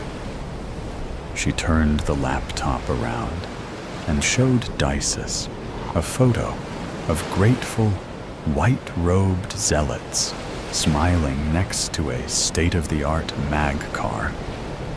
Dices sneered. He hated those identity-stripped husks of bland futurism. You don't like it? She asked, catching his expression before looking down to respond to another text message. If I'd had one of those today, I wouldn't have been there to run down Corsican, Trent Corsican, the other face of the day. The lone terrorist with a grudge against the benevolent aliens and their worshippers. A regressivist with a raided apartment full of heretical literature and MacGyvered weapons. Dices couldn't picture the man's face as having belonged to the body he'd smeared on the road. The visage and the corpse felt like 2 different men. Dices felt like 2 men as well. The one who'd been anxious about an appointment earlier, and the paragon of righteous bravery he'd become. He needed to get home. He had to clean his apartment. It is a bit ironic, isn't it? The Tor Va-Gar give us magtech, and then you go and save them with that pollution machine relic. Oh, your Reward a Hero fund is up to 17 million credits, Vivette said with an uncharacteristic awe. Wow, I'll say. She narrowed her eyes. How do you feel about joining a Va-Garan chapter? It's a great organization, and it would look great. Dices clenched his teeth. I guess I could do that, he said, thinking of 17 million credits.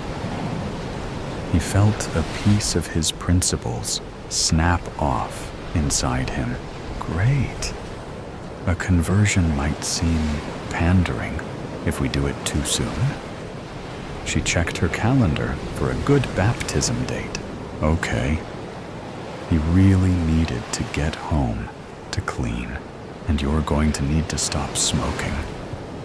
Vivette gave him a disappointed mother's face. It's terrible optics, and it smells awful, and it's bad for me. I know, Dices thought, and he'd never wanted a cigarette more. He pictured himself smoking in his new mag car. The two versions of himself collided. The rebel and the hypocrite. Is there anything so sacred as a being's right to self-destruct? Dices wondered as he finally lit a cigarette. The smoke collected in the dark room, his comforting blanket of reckless autonomy. Dices had waited for the mag cab to pull away before unlocking the door of his apartment. He'd wondered how many more times he'd go through that familiar motion. He was now the owner of 60 million credits and could already taste the fresh air of a new settle block. A skyscraping penthouse with windows that opened to let in the cleanest clouds. It was dark, the grimy settle block quiet, secured for the night against the scavenger sects. Dices had slipped inside the apartment, already feeling estranged from it, a trespasser, and he'd locked the door behind him quickly. He'd gone straight for his stash of smokes, navigating the clutter without needing to turn on a light. He sat now on a ratty couch full of cigarette burns. He touched the circle on his elbow. "We match," he said out loud, and laughed. He thought of the new couch he'd buy, something soft, pillowy, something not pulled from a dumpster, something he might try to fall asleep on without a lit cigarette between his fingers. Maybe it would be nice to live in the world the Tor Vagar race was trying to build. Dices exhaled, and he couldn't see the smoke in the darkness. He never felt the drags as effectively when he couldn't see the evidence of them. He saw emissions as proof of life. Was a sterile world a lived-in world? He'd believed destruction was inevitable, and more insidious if hidden. He coughed. It was too dark to see any blood. Maybe it was good he'd missed his appointment. He imagined his beautiful, freshly painted penthouse again. Then he thought of its opposite. A run-down safe house in a derelict settle block across town, sitting empty. He hadn't had a chance to give the house's rusted key to Corsican. It was still nestled in his pocket, alongside a pamphlet containing encrypted contact numbers, meeting coordinates, and credit stash codes. He'd lusted after the assassination bounty before, but now it seemed pathetic. An insult, hardly enough to rise from ashes with. A getaway driver was supposed to provide a new life, but not for themselves. He wondered if the Tor Vagar ever felt that way, rerouting a civilization from its path of shit, finding themselves gods when they finished.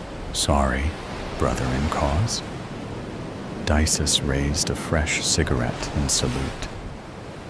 To new lives, he lit the cigarette, wondering if it would be his last, and used the same flame to burn the regressivist pamphlet, The Sculptor of Lyon. Jacques heard someone enter his fifth-floor studio, heard the heavy groan of the old wood door, heard the tired thing thunder back into place, slamming with a finality that said no more. And it was the only thing that stopped him from pitching forward from his balcony into the street below. Rich heels snapped against the scuffed parquet floor, and the boards underneath strained against the weight of every step the stranger took. "Hello?" came a man's voice. Jacques relit his cigarette for the fourth time and looked out over Lyon. His studio was the top floor of a tower, sitting in the crook of the Saône, and he had a lovely view of the Pont de la Foyer.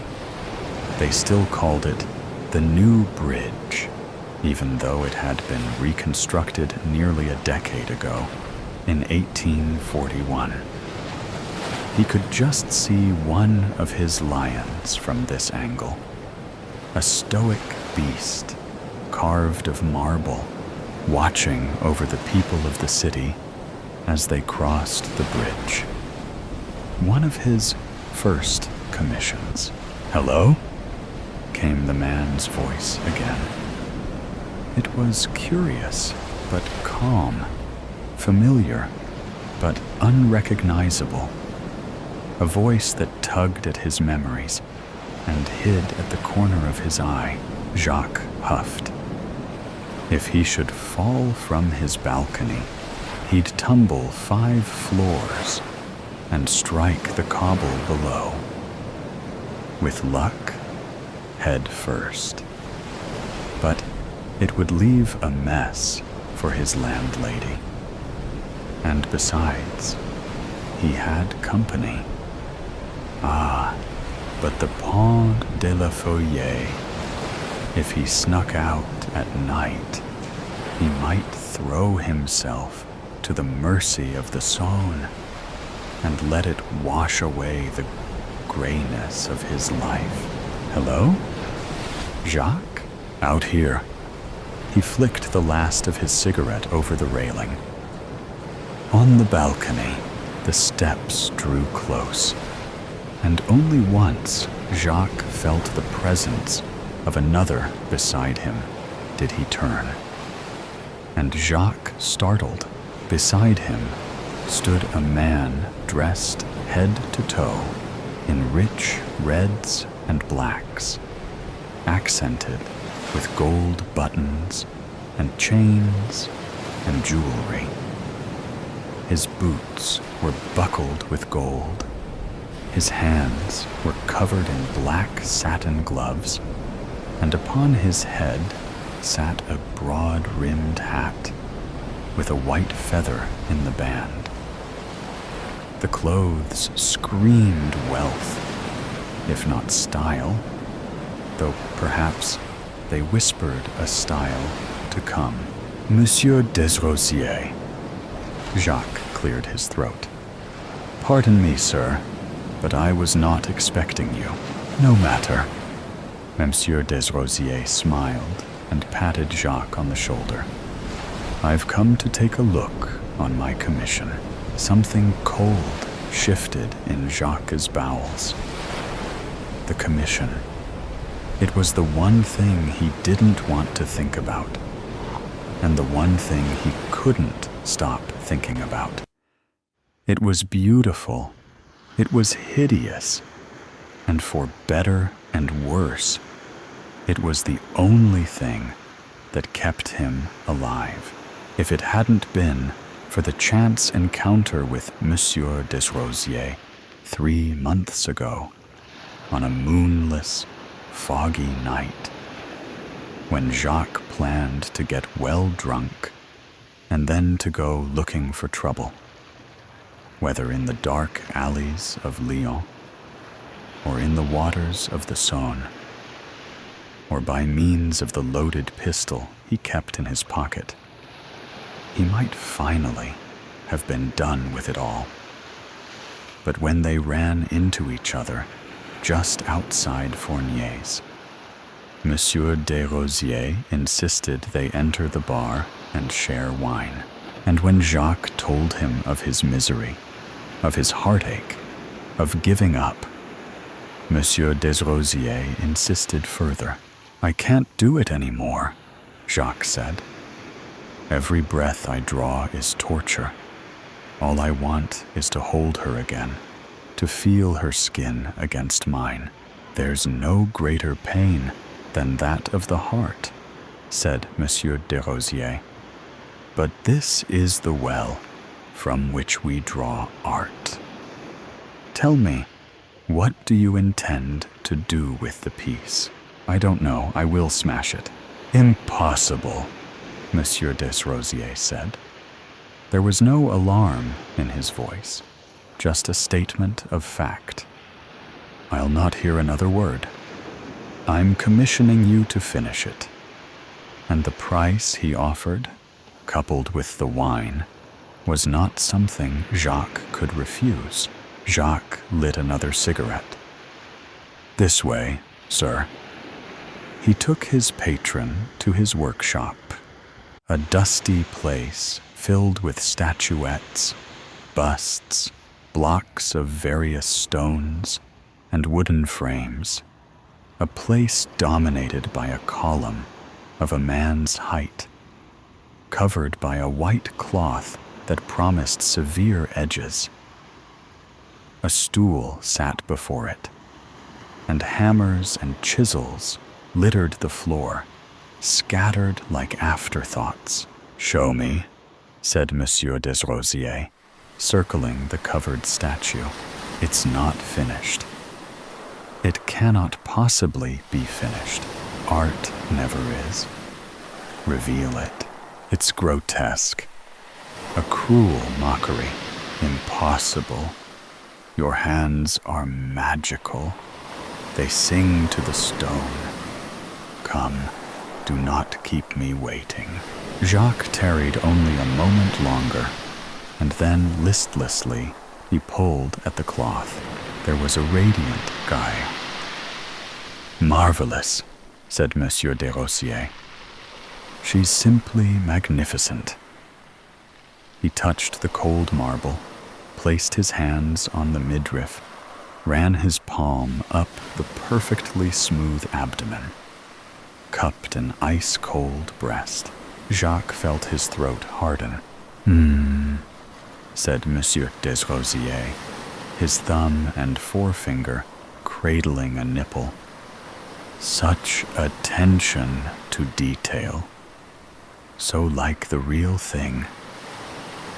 His hand slid to the abdomen again, and then began sliding lower, following her contours, following the map of her muscles and flesh. Lower, ever lower. "Sir." Jacques grabbed the other's hand. "Sir, please. It's unfinished. Very delicate." Monsieur Desrosiers locked eyes with him for just a moment, but then a wide grin bloomed on his face. Of course. How boorish of me to interfere with the genesis of art. But I tell you, you have made an exquisite piece here. It's so like life." Jacques felt the cold in his guts roil. He beheld the work that consumed him, the statue of Camille, the torso of Camille, rather. She stood on the stumps of her hips, and she had no arms. Neither had he been able to bring himself to carving her head, her precious face. Not yet. Not ever, perhaps, but lifelike? Yes, Jacques had to admit that was true. He knew the map of her. His fingers had traced her every path, and he'd drunk deeply of her, gotten lost in her shallows. He couldn't count the nights they'd spent in soft embrace, or the fervent daylight moments they'd stolen together.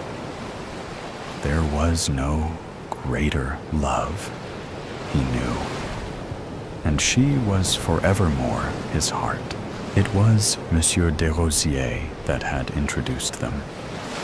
Monsieur Desrosiers, his enigmatic patron, the man who discovered Jacques, who secured his first commissions and helped him build a name for himself.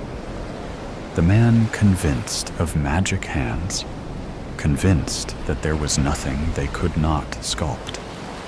The man who knew very well what he was doing when he brought Jacques and Camille together, and then left them alone. Ah, but this cold, dead stone. It merely looked like Camille once. Looked like her before her death, before her murder. It was hard and unyielding, and had none of the vibrant warmth of the real thing, of his muse. This was a horrid effigy, and no more. You have outdone yourself, Monsieur Desrosiers said. Truly, your work honors my niece. It's unfinished, Jacques whispered. I have a hunch it soon will be. I've a sense for these things, as you know. No magic hands myself, but a sense about art, yes. Now come, we will celebrate your progress and looming breakthrough. Monsieur Desrosiers brought libations. They started with wine and moved on to absinthe. And all the while, Monsieur Desrosiers talked about his views on art and how through it he firmly believed man could pierce the veil through force of will alone, he said, to create, like God. Jacques' vision swam, but Monsieur Desrosiers seemed cogent, no matter how much he downed. But the conditions must be right. We must truly want it, as only the empty heart of the artist wants. Soon, Monsieur Desrosiers said, you are my most prized sculptor in all of my stables. Soon you will prevail. I don't doubt it. Now, I leave you to it. Jacques finished what remained of the bottles after his guest departed, deep in the black of night. The man was strange, and always appeared at just the right time, or just the wrong time. It was M. Desrosiers that introduced him to Camille, and then later introduced him to the news of her death. It was he that found her, strangled, they said, among the rose bushes on the family estate. The murderer never found. It was he. Jacques didn't know if it was he. M. Desrosiers was the last to see her alive. That didn't mean anything. Besides, it was disrespectful to harbor such suspicions about the man who funded him. Besides, it was too terrible to consider if If Monsieur Desrosiers had played a role, if instead of doing something about it, Jacques had merely taken those funds, Jacques downed the rest of the absinthe and settled into fitful, fanciful dreams. In his mind, Camille came back to him. He embraced her statue, and in the moonlight, she turned into his lost love. They danced through the night and laughed, and he twirled her faster and faster. 1,000 questions filled his mind. How had she returned? What was the other side like? Did she still love him? Did she know he still loved her? But all were strangled by his pressing need to hold her, to have her. They loved like it was their last day, their first day, their only day. And he fell asleep in her embrace, tangled in sheets, feeling the warmth of her touch once more. By morning, that touch had grown cold. He awoke to a piercing headache and found himself draped over the unfinished statue, the headless, faceless cadaver, the armless and legless corpse, the pale imitation of a woman whose voice he could barely remember, whose touch he craved more than breath itself. Cold, cold, cold, but soft. He gripped her shoulder and found his fingers sank into the marble, deformed it like skin. Gray skin, pallid skin, and webbed with dark veins, nearly black. He rose to sit, tried to lift her, and found she bent backwards, as though she had a spine, as though she were flesh. Dead flesh. Jacques recoiled, swore. What was this? He wondered. Was this the drink? Had his mind finally broken? That was when he noticed himself sinking into his bed, his sheets, bunched in his tightly closed fist, had themselves grown soft and veiny and covered in irregular tufts of hair. And the bed, a large slab of fibrous meat, heaved under his weight. His other hand sunk into it, and something cracked. He pierced the surface, exposing a shattered, brittle bone and a gush of foul blood. Jacques screamed. The bed heaved under him as he leapt to the floor, and the parquet beneath his feet turned almost at once into a meshwork of impossible fingers, too long and too short, with too many joints, fused at all angles, all writhing and snapping and cracking under his panicked retreat. Every tool he touched turned into a shivering mass of malformed bone and sinew, screaming of wrongness, and every wall he stumbled into blossomed into a rippling bruise, a labyrinthine organ, a tortured thing filled with fluids. The air in his studio grew hot and moist, and blood and other things dribbled from 1,000 open sores. His shrieking unending, he charged for his door and the stairway beyond.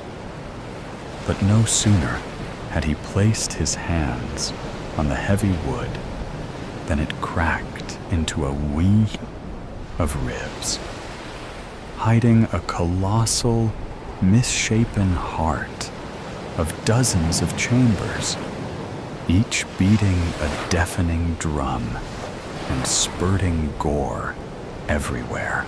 Jacques turned and fled for his balcony. Too late.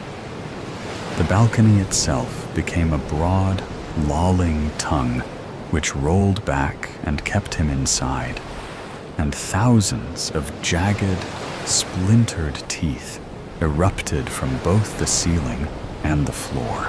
The whole tower shuddered, ground against itself, writhed in fury and meaningless pain, and collapsed under its own weight. It pitched forward and splattered into the Saône with a finality that said, "No more my brain through your brain." Was an optimist, and so, naturally, was the thing that lived in her brain.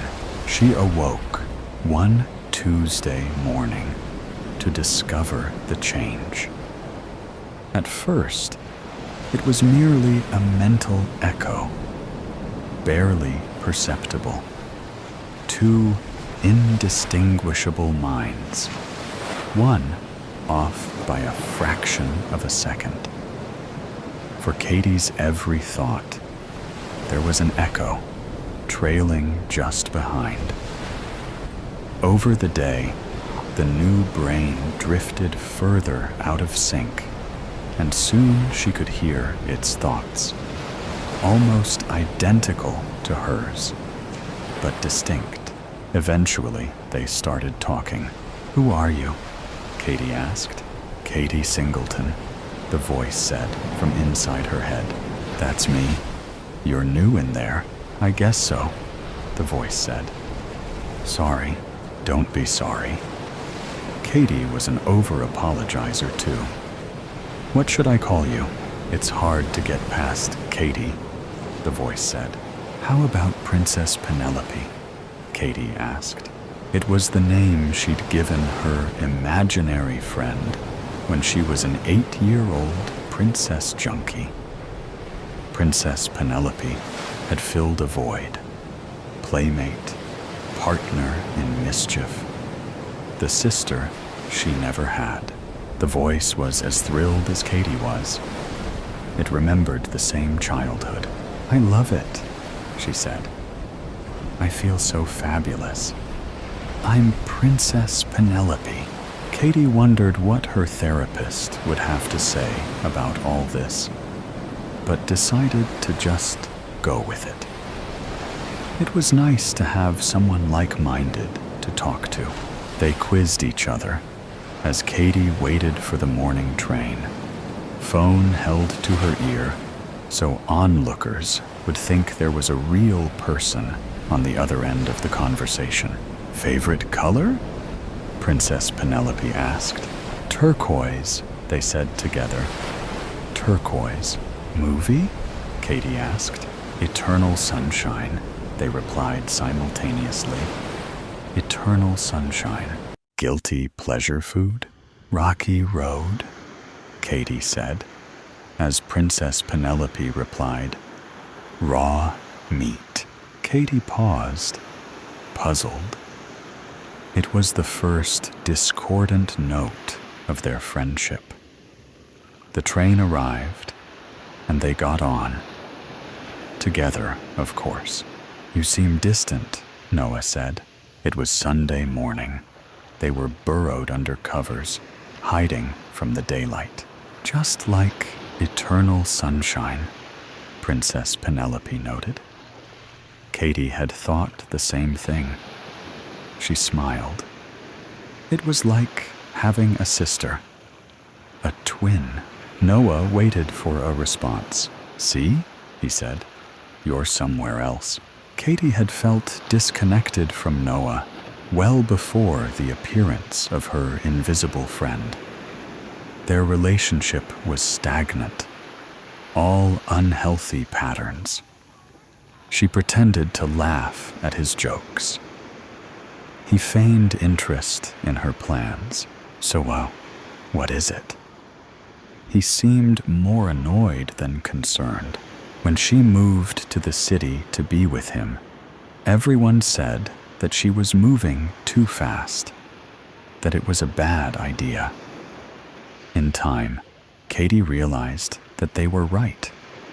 She and Noah didn't really know each other, didn't even like each other.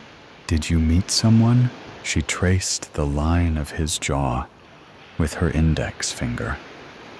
Gently, can't we just be quiet together? She asked. Noah sighed, but pulled her close anyway. I'd love for us to tell him, Princess Penelope said, but he'd never understand. At the market for dish soap, Katie became distracted by the meat aisle. She settled on a pound of ground chuck, leanest she could find, 98% fat-free. It made her feel less guilty about the purchase. It's okay, said Princess Penelope. You know, pregnant women also crave protein. Katie didn't see the relevance, but didn't argue. The woman at checkout eyed her suspiciously. Katie wondered if there was something in their demeanor that called attention to them. Are our eyes twitching? Katie asked Princess Penelope aloud. Excuse me? The woman behind the counter responded. Katie quickly took her bag and went to the alley out back. By the dumpsters, she tore through the plastic wrap and pulled out handfuls of ground beef, squished it between her hands, into her mouth. Her teeth released saturated blood from spongy tissue to drip down her throat. Princess Penelope almost cried inside her, and Katie felt sustained in a way that was new to her, supercharged. Oh, God. She buried her face in the package of meat, gobbling like a starved mutt, sucking down every stray drop of juice until her tongue lapped against the styrofoam backing. Oh, God. What are you? Katie asked. Noah slept in the bedroom. They'd barely spoken that evening. When she came in from work, he told her she looked sick. It was true.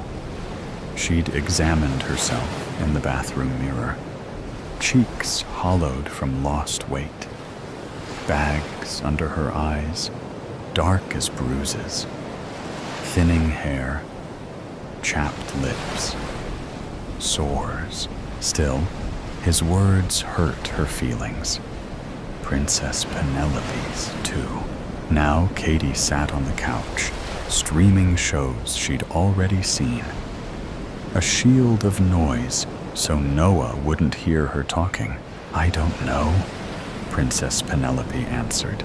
A figment of my imagination? Some part of my brain? I don't think so, Princess Penelope said. I exist. I'm not a stray thought, or a ghost, or anything like that. But what do you look like? I can't tell. I only see my brain. Through your brain, if that makes sense. It does, Katie said. I think there's something. Something you saw, or maybe read. A clue. I'm going to look. Princess Penelope could find memories Katie had lost. It was a wonderful secret shared between them. Her internal friend could call up, with perfect clarity, forgotten birthday parties, replay, word for word, conversations with friends who'd moved away. recover romantic feelings for Noah from those blissful first months when he'd been her lifeline in an unfriendly new city. Rescue her mother's smile when she'd been happy, her father's when he'd been alive. "Let me know if you figure it out," Katie said. Princess Penelope went quiet while she searched, and Katie felt lonelier than ever. Shows replayed in front of her, and she didn't bother clicking yes when the "still watching" prompt appeared. She fell asleep sitting up. No transition. Her brain just clicked off like a light. "Wake up," Princess Penelope said. Katie opened her eyes. She stood in the bedroom, facing a wall. "What's going on?"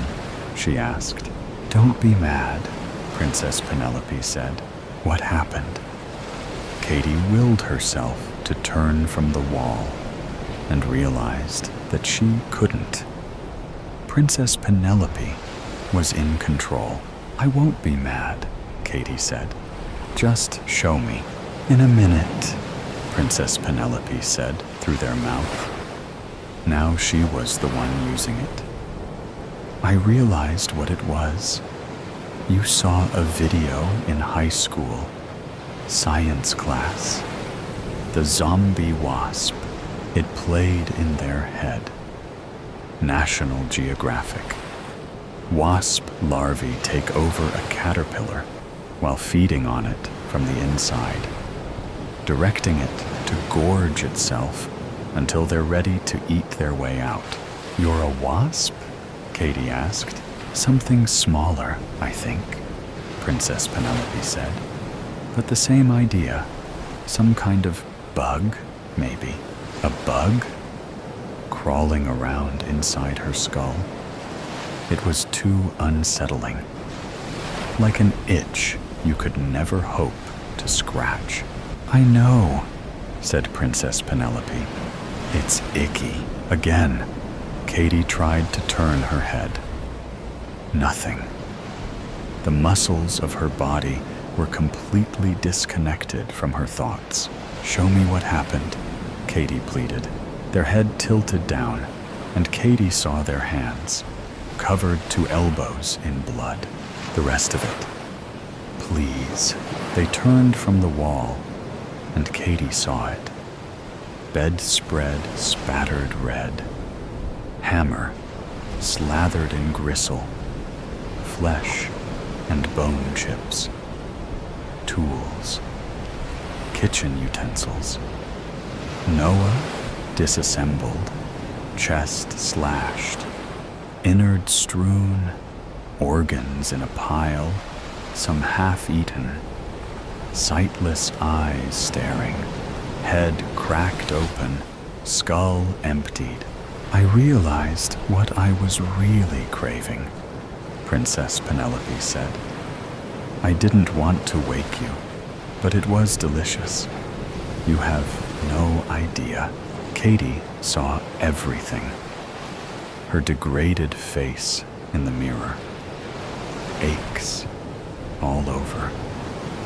New ones every day. The way the light from the bedside lamp now gave her headaches. That sour smell she didn't recognize on her own breath. "I'm the caterpillar." "I think so, Katie," Princess Penelope said with real sympathy. "But I'll go on. Don't know if it helps, but your memories will live in me." Katie felt herself cry, but no tears came.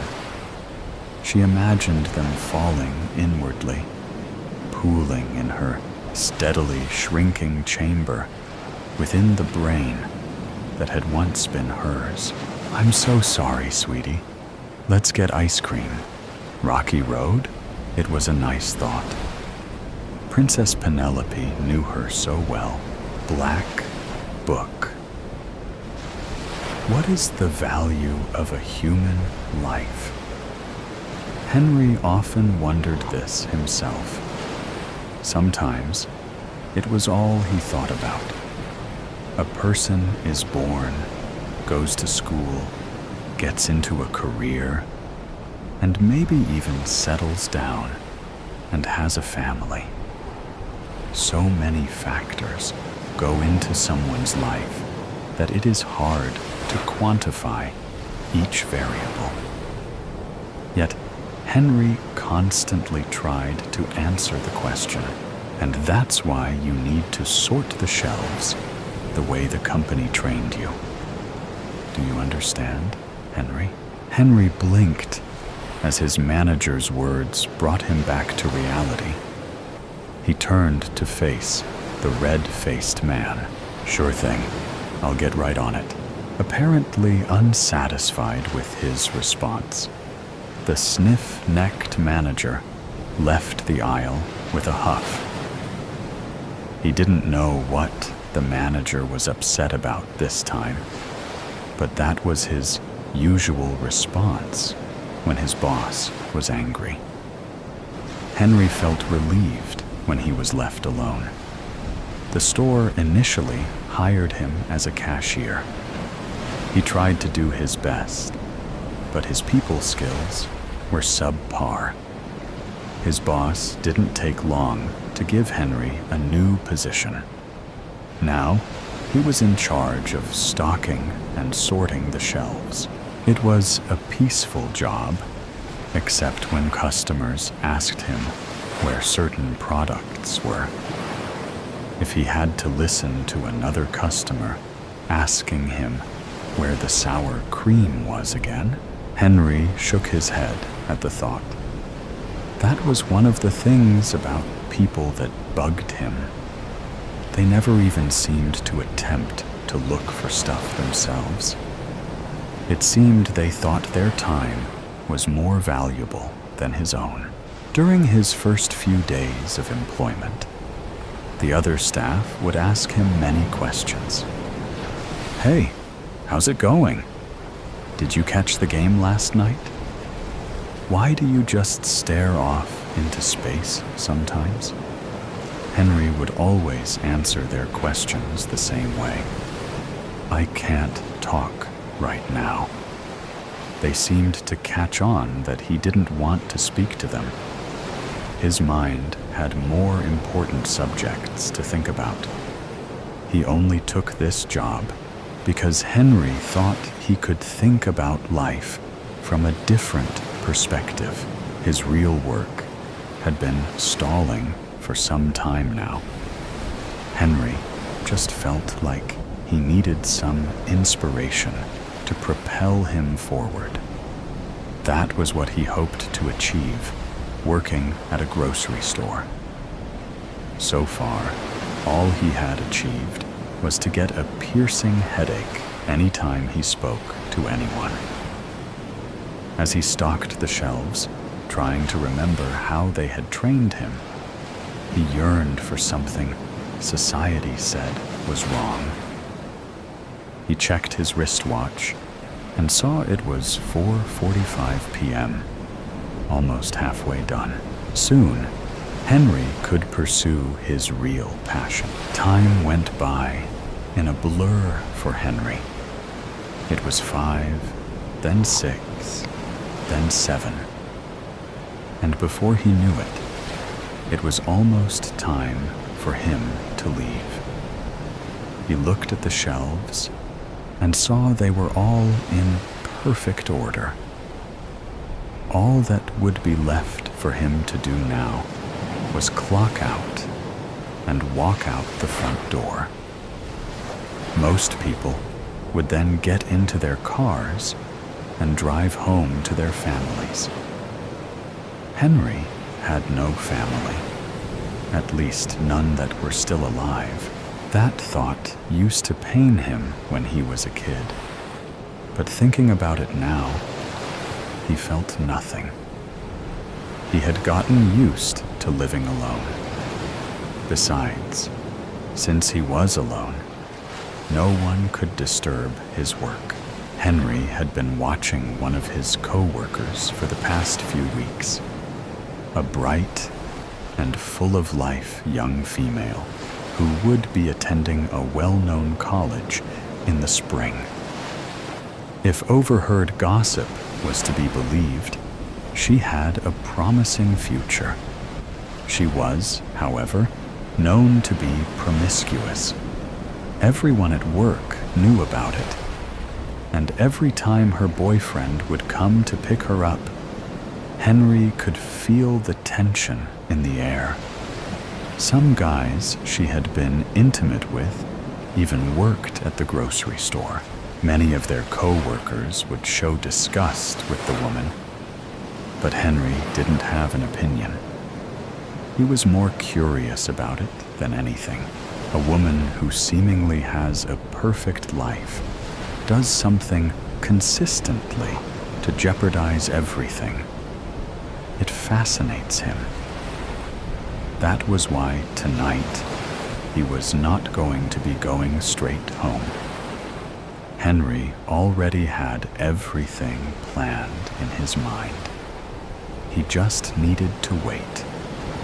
And patience was one of his strong suits, if nothing else. Henry walked to the back of the building and observed the woman, Ashley. She was going about her usual end-of-shift routine, seemingly without care. Once Henry had clocked out, he pretended to be doing some paperwork.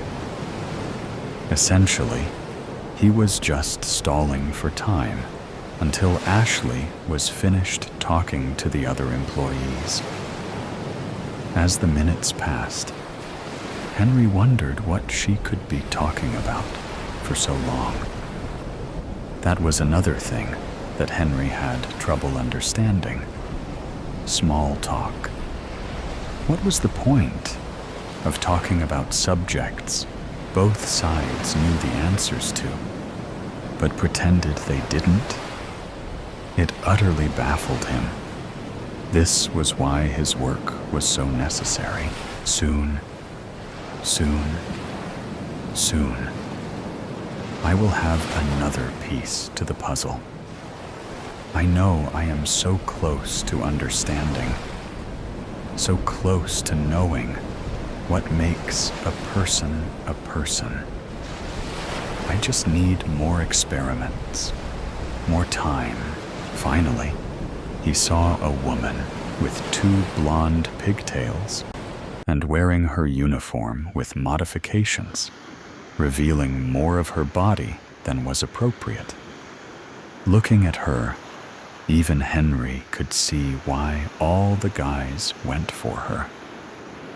She was fit, perky, and seemed to be, on the outside, a ray of positive energy.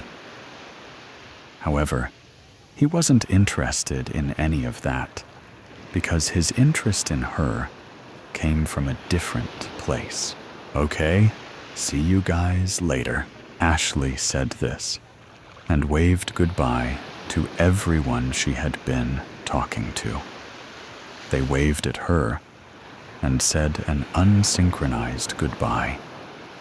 After moments, Henry got up and put away the papers he had been pretending to read. He saw that no one was watching and left out the back door. His car was parked in the parking lot, and he got inside. Ashley was still in clear view as she walked down the sidewalk. With a turn of his key, his car came to life. Henry knew the exact path she would take to get home.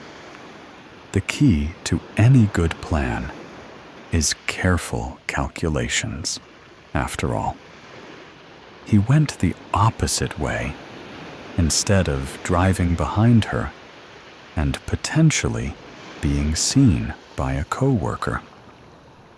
From his planning, he knew there was a spot where he could park his car and wait for her to walk by. Then, he would say he was having car trouble and ask to use her phone. As he drove to the spot, his lips moved upward into a smile. During his actual work was the only time he felt any real emotions. For the time being, he couldn't help the smile on his face, nor did he want to. However, once it was time to begin, he would be stoic and show nothing. The spot was empty, as Henry knew it would be. He carefully drove the car in and shut off the engine. Now, there was some time before she would arrive. It was perfect, allowing him to start the entry in his black book. Henry opened his glove box and felt around for it. His fingers touched a firm edge and the black book's distinctive leather texture. The answers to Henry's questions were within its pages, and it was his life's work. He felt like she could be the one to fit all the pieces together. Sighing as he opened the book, he knew he had thought those exact thoughts before. No, she is different. I am confident she is the one. My work is almost complete. Then I can rest. Yes, relax and enjoy life. Enjoy? What does that mean? Have I ever enjoyed anything? Yes, my work brings me joy.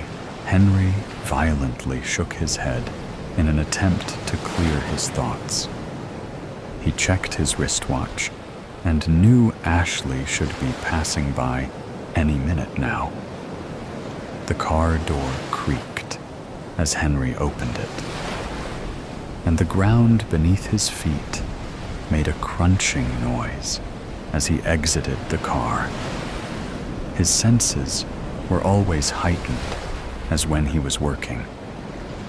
Then he heard the distinctive sound of approaching footsteps. I know, right? You won't believe what she said to me after that. Her voice echoed through the night sky, and the words' high-pitched tone hurt Henry's head. He popped the hood of the car and grabbed his work bag. Pulling a rag out of it and dousing it in a potent knockout agent, he felt calm. Henry hid the rag in his pocket and bent over the engine, pretending to examine it. When Ashley saw Henry, she jumped at first. Then she saw who it was and seemed only to get more startled. Henry pretended not to notice her for a moment. Using his best acting skills, he looked up at her and put a surprised look on his face. Oh, hey, Ashley. Yeah, my car just sort of crapped out. I've been trying to see what's wrong with it, but I might be out of my league here. He could see her hesitate, and Henry thought she might just turn and run. Maybe her survival instincts were telling her to flee for her life. Ultimately, she seemed to take a breath and compose herself. Did you need any help? You would help me?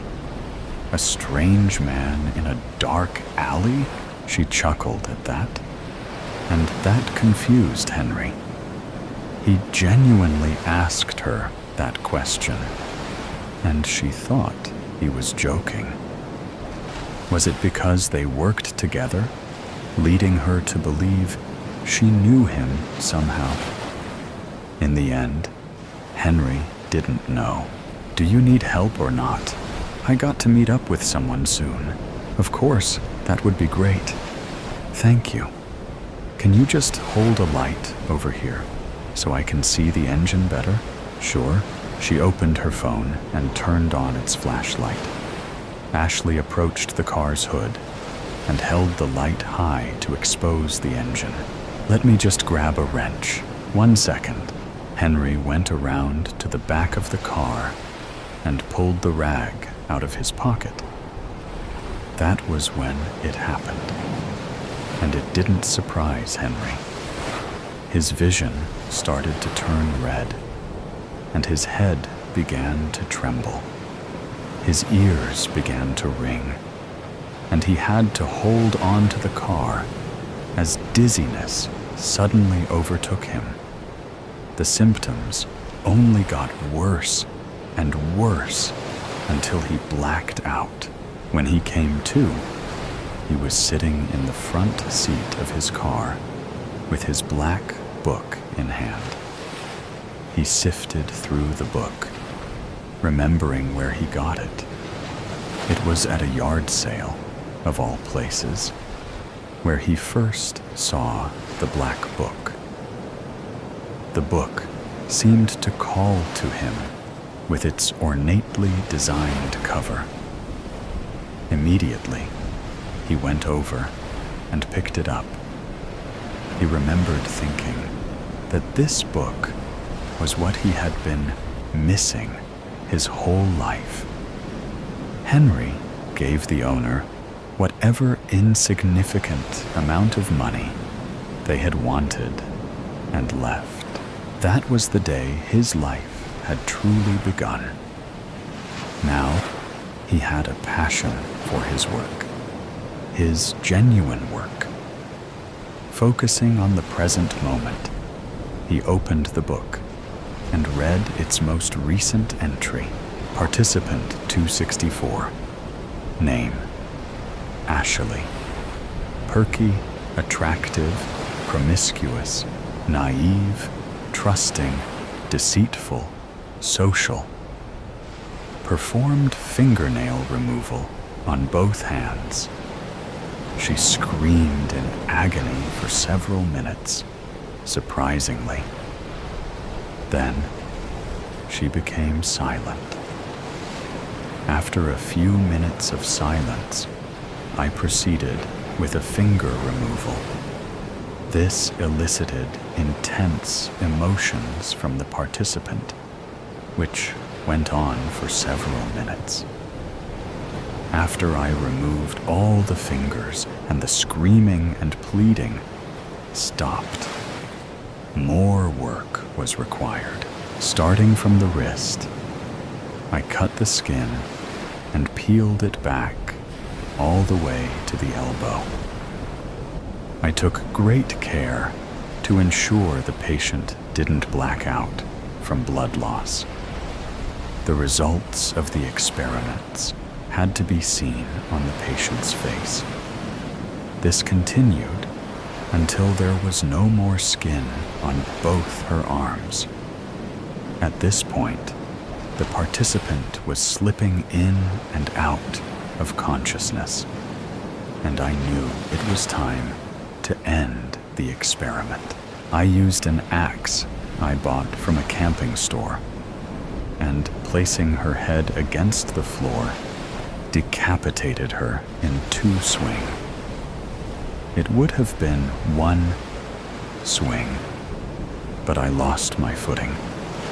It was very unprofessional, and I will take care to prevent this in the future. In conclusion, Ashley was an interesting subject, but not the one. She would not be the one to answer my questions. More experiments to follow. Henry sighed after he finished reading. He closed the book and put it back in his glove box. Looks like the book didn't find what it was looking for. When Henry tried to remember his life before the black book, he couldn't. If he tried to recall the memories, a great pain would follow. That doesn't matter to me anymore. I am not that person anymore. Move on. Wait a second. Maybe what I need is a fresh start. Just me and my book together. Yes, a new name and a new life. This town is getting old, and inspiration is lacking. Yes, yes, yes. He shook his head until the thoughts stopped, then rubbed his eyes. Henry checked his wristwatch and saw it was almost 6 a.m.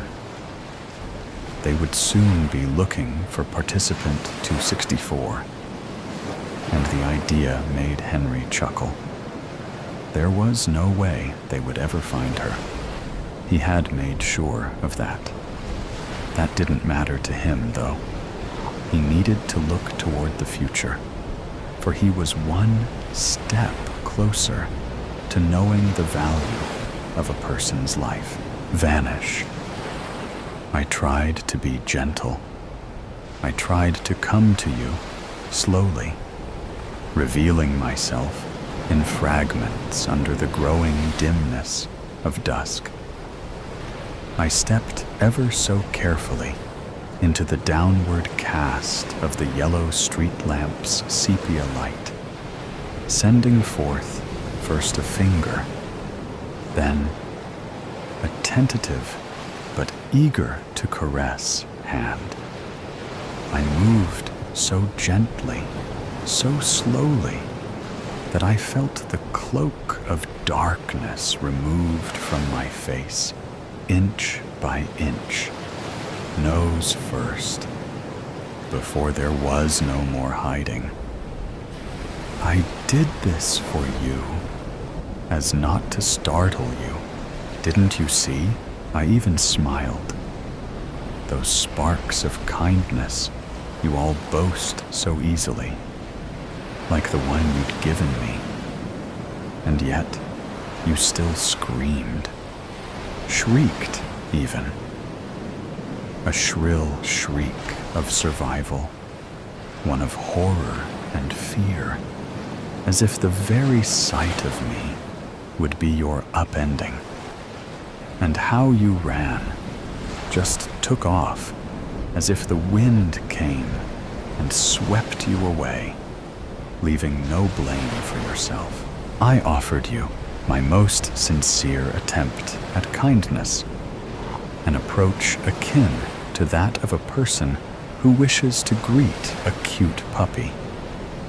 And how was it that you repaid me? Screaming and running away. Could you see how that would have made me angry? Do you understand why I had to do what I've done? All I'd ever wanted was to be with you, to be more like you. I just wanted to learn from you. If not for your outburst, things could have been different. I thought maybe you were different. I'd wanted you to be different. I'd hoped that you would be the one to accept me, welcome me, and show me what it was like to be like you. A glowing firefly in the night, leading me out of my solemn and lonely abyss. I thought you would be unlike the others, who'd taken one look at me and condemned me to hell with a snarl, thrusting a spear of fear between us, like a barrier. Me and them, water and oil. Two things that could never mix. I'd hoped you'd be different. I hoped it with all the blood pumping in my chest.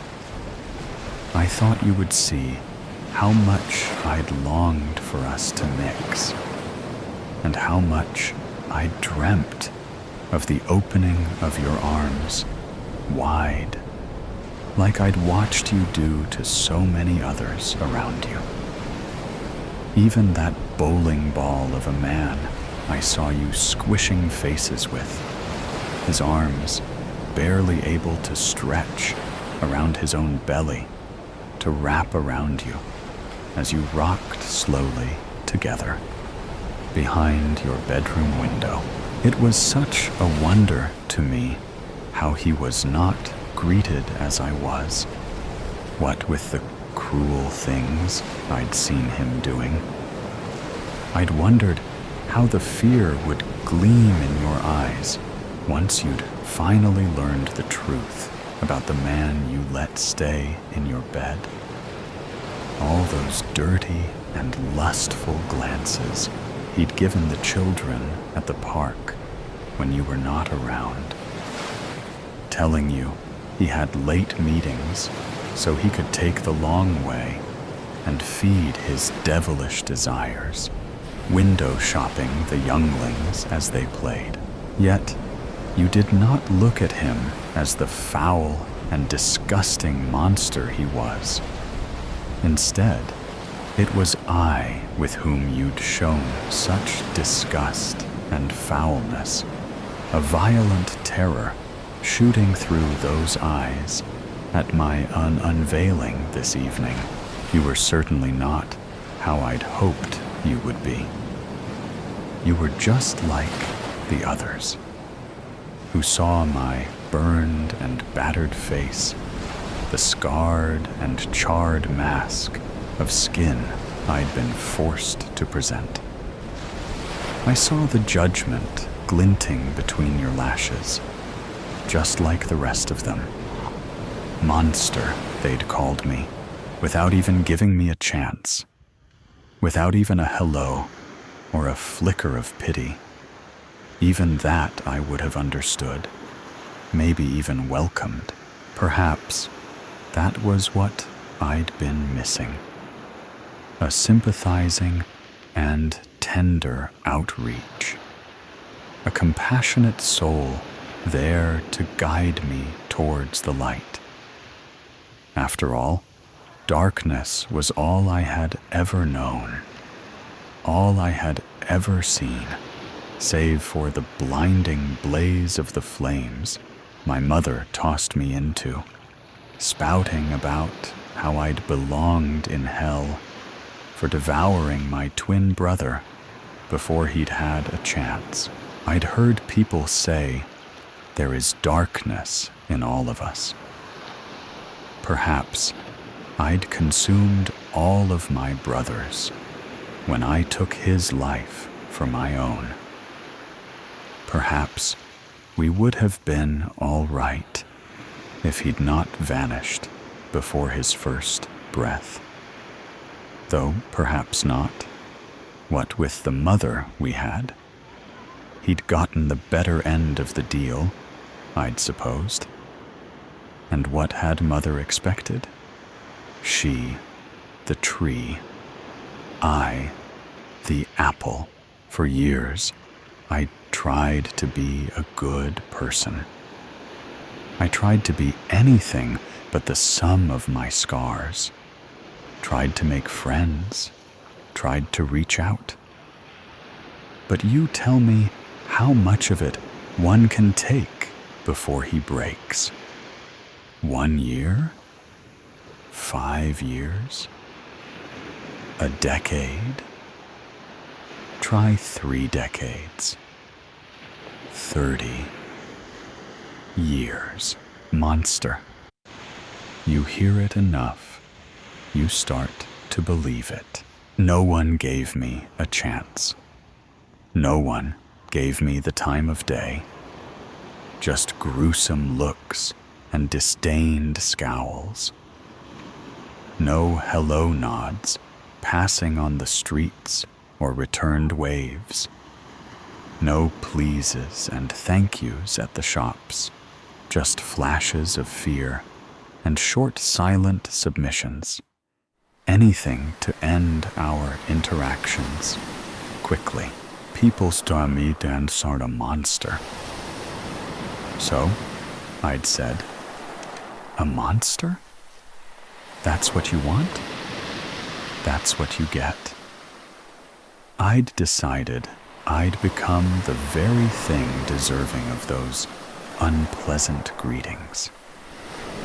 I'd become the thing people always feared to be true, hiding away, seeking comfort in darkness, making nightmares a reality.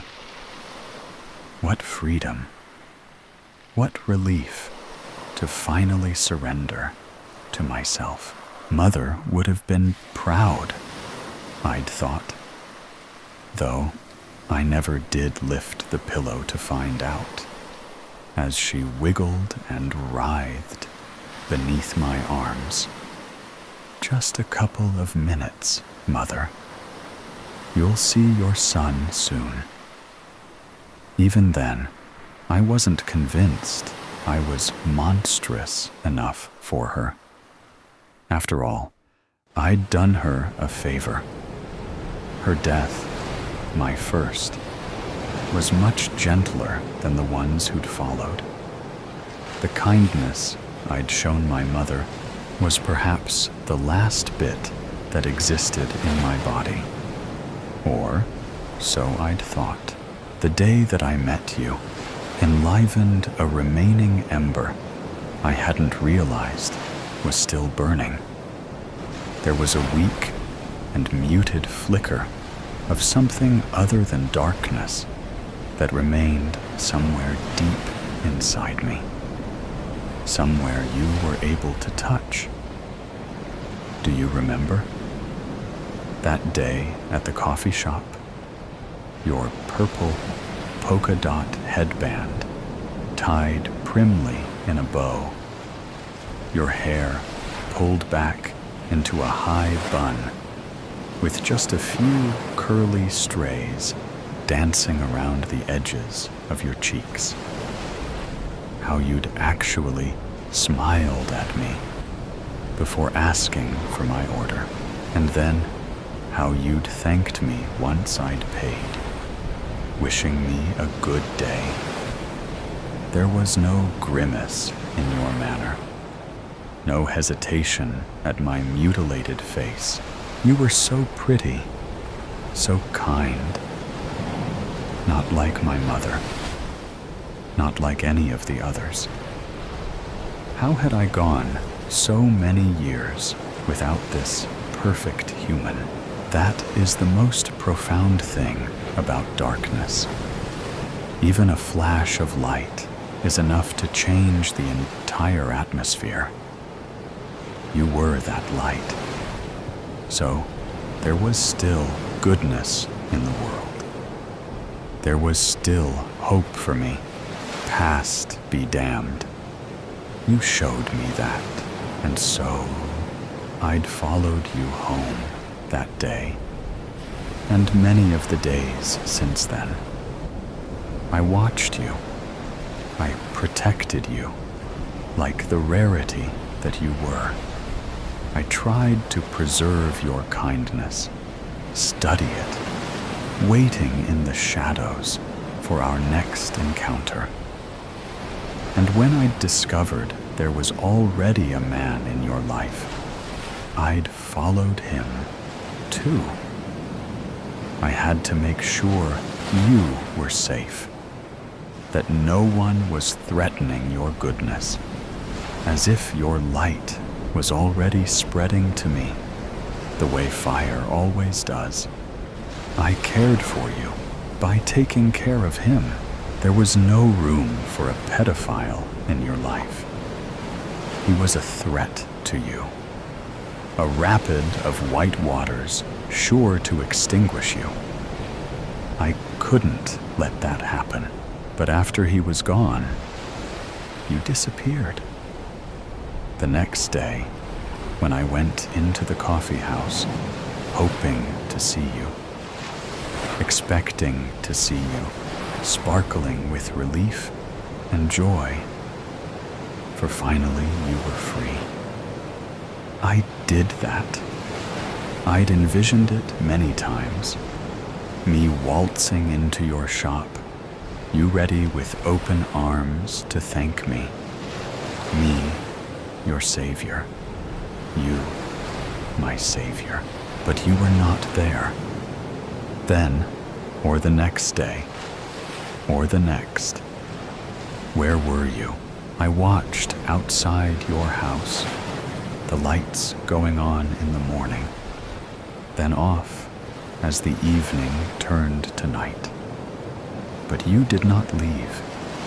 You'd disappeared in plain sight, left me alone, locked yourself up in your house, as if freedom meant absolutely nothing to you. Had it been one more day out there waiting, I'll admit, I'm not sure I could have forgiven you for such ingratitude. So, you can imagine my delight when you stepped out for a walk this evening, the horizon still bleeding its last drops into the twilight, like a sign. You, my last dash of hope. Monster, they'd called me. They, but not you. So, why then did you scream? Why such a vile and repulsive response at the sight of me as I stepped out into the light to greet you? What had changed between our first meeting? I did not take you for flighty. And yet, you'd made my breath go raspy and harsh in our chase, as if I were a wolf and you, a delectable lamb. I'd only wished to greet you, to reacquaint ourselves after our unbearable separation, to refortify the promise of our union. That was the moment I'd realized it. Those endless, suffocating seconds. You were just like the others. There was no light in you at all. You saw me as they did. Monster, imagine the anger. Imagine the betrayal. I'd only ever wanted to be with you, to be more like you. But oh, how you fooled me. You were much harder to carry to the car than I'd thought you'd be. And you certainly had a strong and fiery fight in you. I suppose that was the light I thought I'd seen. Because looking at you now as you lay on my table, there is neither life nor light behind those white, unblinking eyes, behind closed doors. Have you seen this boy? The woman behind the chained door shook her head at the creased photograph. He's 6 here, Anna urged, but he's closer to 8 now. Ain't seen him. Sorry, truly I am. The woman hung her head, closing the door. Anna had almost gotten used to it. The slamming doors, the constant barrage of no's, dejected looks momentarily sharing her horror. Then straight back to daily life with the squeak of a hinge and the click of a lock. That's just what normal people do. Life goes on, for most. Times she wished she could close the door on it, say goodbye, give up. But what kind of mother would that make her? Sliding the photo into her inside jacket pocket, she pressed it to her chest, where he belonged. Men huddled on the apartment steps, threw dice, and glared at her as she left. Women shouting from sash windows at kids playing on the street shook their heads at the sight of her. Sorrow? Pity? Repulsion? She didn't know, nor care. By reputation alone, Most everyone in Hartsville knew her, or of her. She'd become as much a lost soul as little Jimmy. Except no one hunted for her. Not anymore. Released without substantial evidence is how the lawyers explained it. Not innocent, not guilty. Somewhere in between, and cast into the worst court of them all, the public. Half the town and all her family blamed her for Jimmy's disappearance, and half again thought she murdered him. Some things just don't rub out after printing. Drawing deep from a cigarette, she leaned against the rust bucket she called a car, and home, its windows crowded with the few possessions her former husband allowed her to have. Gazing up and down the street, she considered how much longer she could do this.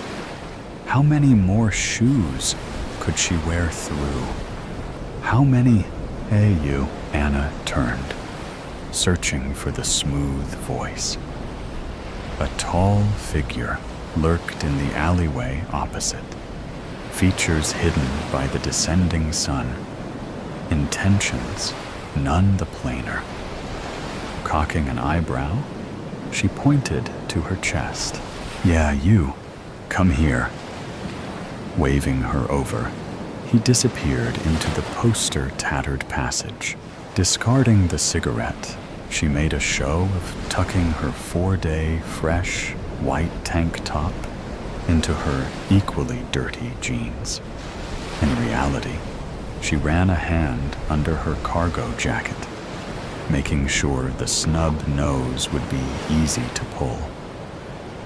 Only a fool came into the devil's basement, as the locals called it, unready, unprotected, or more worrying, unwilling to do what might be needed to be done.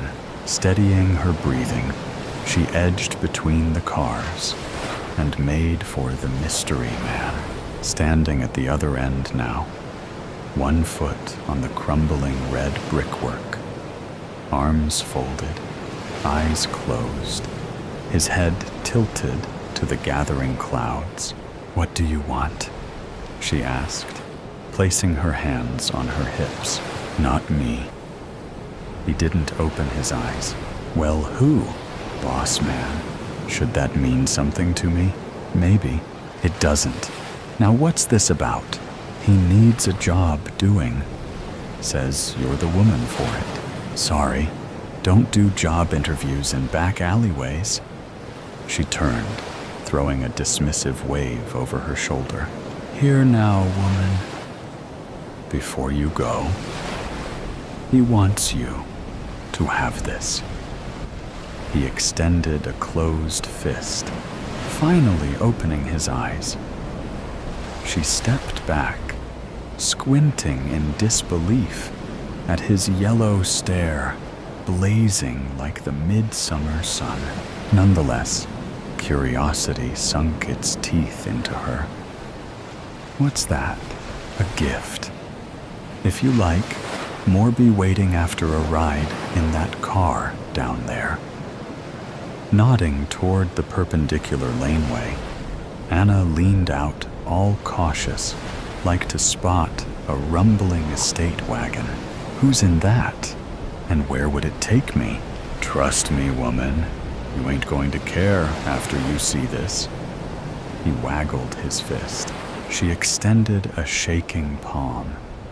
His fingers unfurled. Her heart stopped, then hammered, temple thumping loud. Impossible. Stomach knotting, hairs spiked the length of her neck.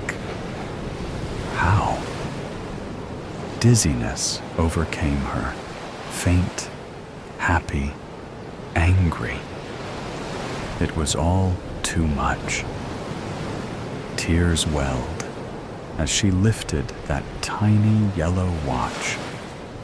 The one with the cracked Power Ranger face Jimmy flipped open and shut when he got nervous. Terrified of the answer, yet hoping it to be true, she turned it over. J.C. engraved on its back. Jimmy Crawford, her Jimmy. She took off before her reeling mind could catch up, and within seconds flung open the car door. She knew the kind of mother she was. Relentless, the bag over her head didn't scare her, nor the machete-wielding woman next to her. Not even the fact they'd been driving for at least an hour now. No. What scared her was herself. She just jumped without thinking. Anyone could have faked that watch. It was common knowledge he wore one the day he disappeared, but not the engraving Jimmy did with a nail. Or was it? She racked her memory. The car slowed to a stop. Another stop sign. Traffic. The cops? With a mechanical click, the doors unlocked, swung open, and someone seized her elbow. "Let's go, woman." Her bated breath gathered like dew under her nose. Stones crunched underfoot. Then a hinge complained, as what sounded like a heavy metal door groaned open. "There's steps here. Wouldn't it be easier to take this thing off?" Anna asked, trying to add a little unfelt humor to her voice. A sharp jab between her shoulders was the only reply. She didn't ask any more questions, humorous or not. The descent stretched impossibly long, like the moment you see a child falling, but are too slow to react. With each step, the heat grew inferno hot. Sweat matted her hair, dampened her talk, stung her eyes. Where were they taking her? What did they want? Another door opened. The stench of sweat and sewage hitting her harder than a bat. Then music, laughter, glasses clinking. Prodded onwards, silence fell in her wake. Pushed into a chair, she grunted.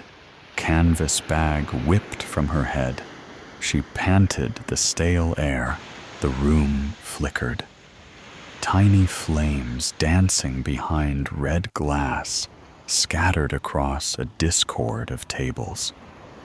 Everything blurred as if staring through a heat wave. Licking her lips, she tried making sense of the shapes. Like a head swelling adrenaline rush, everything stopped swaying and came rushing into sobering focus. Hunched over a curved counter, a man fished juicy maggots from a writhing jar, then dropped them, slurping into his toothless mouth. Two skeletal thin women, wearing nothing but dog collars, curled at the feet of an obese man, rubbing goose fat through his hair. Young men howled at a geriatric pole dancer, whilst an amputee burn victim served curdled milk. All the while, a man on a small stage played dirty blues on a gore-splattered guitar, face a snarled rictus, fingers bloody stumps, vomit climbing her throat, blood draining from her face. She gripped the round table, as a drowning man may grip driftwood. Jesus Christ, not quite. She spun to the chocolate, rich-voiced stranger opposite. He wore a smoldering cigar on thin lips, a sneer in his ember eyes, yellowish smoke drifting from flared nostrils. "You this boss man?" He nodded. Courage boiled from the gun in her waistband. "Where's my boy?" Around. He waved a hand festooned with many rings across the debauchery on display. "You'll see him when the time's right, when the deal is done." He leaned from the shadows, elbows making the table creak. "Prove it. Prove he's here." Yellow eyes dropped a tattered ball of fabric into boss man waiting palm. Then he threw it at Anna. Unrolling that faded Superman t-shirt, her chin trembled. Jimmy's t-shirt. What happened to him? Did these people hurt him? She swallowed her fear and the urge to run. Jimmy was here.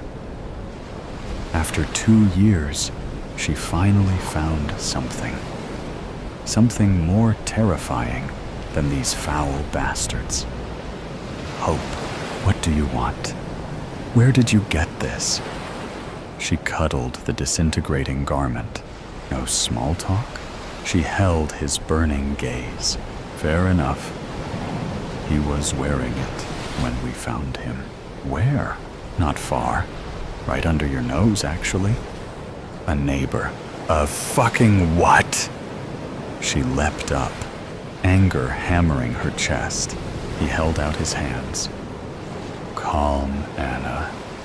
I'm here to help, Anna. Help? Why? Let's say I've a soft spot for the innocent and outcast. He gestured to sit. She complied. Although it's not the only reason. You see, I provide a service to our little community of Hartville. And you? Well, you are 2 birds, 1 stone. Wouldn't it be nice to stop running? Get the vengeance you deserve. Vengeance? I just want my son. Please. Her voice broke, unstoppable tears falling. You'll want revenge. Boss man studied his nails without a care in the world. A local woman came to me, told me of a man, a terrible man, patrolling the local parks and schools.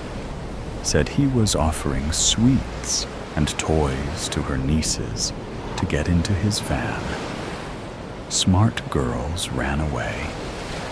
The police, however, did little. The law is weak that way. He paused, puffed his cigar, and blew smoke into Anna's face. So I sent some of my hounds, he nodded to Yellow Eyes and Machete, to rain some hell on this pervert. Thing is, it was clear that his house, his deviant prison, was being used by more than just him. A ring, as they say. We searched the premises, found poor Jimmy chained to a bed frame in the basement with 2 others, little more than malnourished sex dolls. Anna's stomach turned, terror and anger searing her insides. She wanted to hurt someone, anyone. A little torture goes a long way, Anna. Remove a little flesh, and tada, the pervert gave up the names of his accomplices. Would you like to know who they are? Jaw clenched. She hissed the word. Who? I'll give you 3 names. You do what needs to be done. You'll see your boy again. We have a deal? How will I get back here? I don't know. Levi will go with you. Yellow's eyes winked at her. So, is that a yes? No sooner had she agreed than that damn canvas bag was pulled over her head once more. Anna dove into the station wagon's back seat, ears ringing, heart thumping, throat choked with the metallic aftertaste of gunpowder. Levi smiled between the seats. Damn, Miss Crawford, you a cold bitch. No hesitation. He opens the door, and you just fucking drive already. Anna barked, balling the cuff of her jacket and rubbing at the crimson mottling her face. Ha, okay, you the boss tonight. Anna stared out the rear window at the tree-lined street and white picket fences speeding by, concerned neighbors stumbling into the road to investigate the woman, wailing over her husband's body at 46 Broken Ridge Avenue. Little did they know the service Anna just did for them. Eradicated suburban filth. First of 3, she rested the revolver on her knee.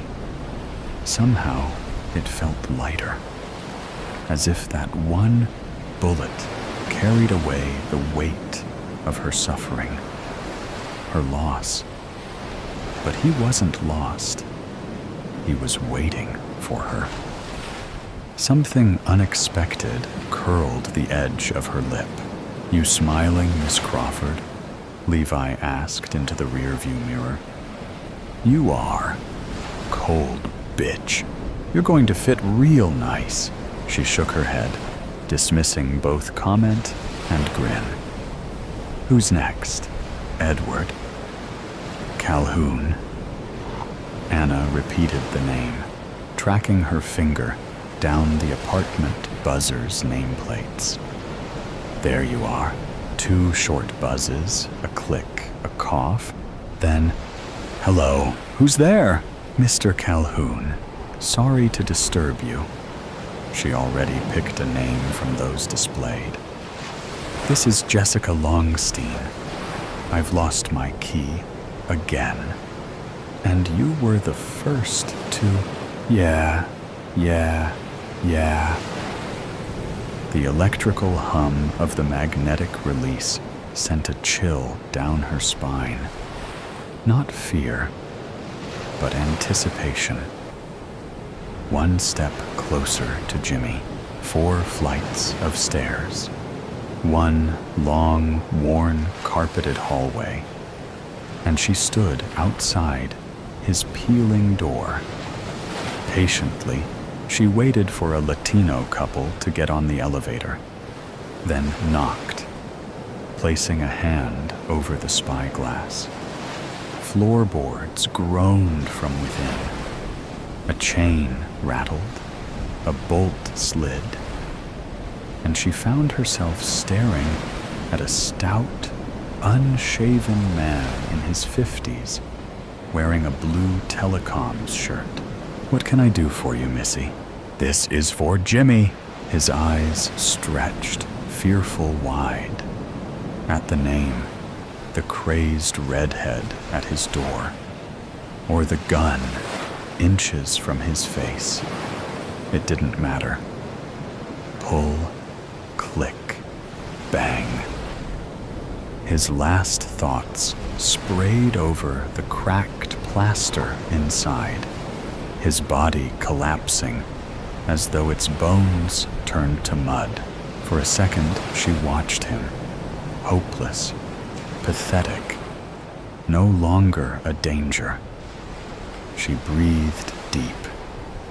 1 to go. Miss Crawford, yo, Anna.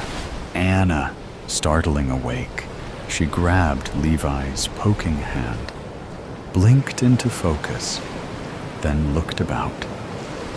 She lay in the back of the car, A cul-de-sac of 2-story houses loomed outside, quiet with barely a light on, the moon hanging low, shimmering off their slate roofs.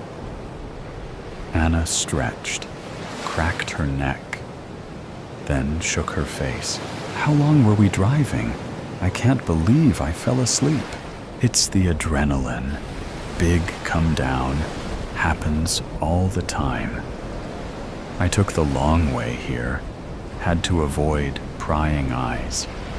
That last one definitely got some flashing light attention. But this is it here, Miss Crawford.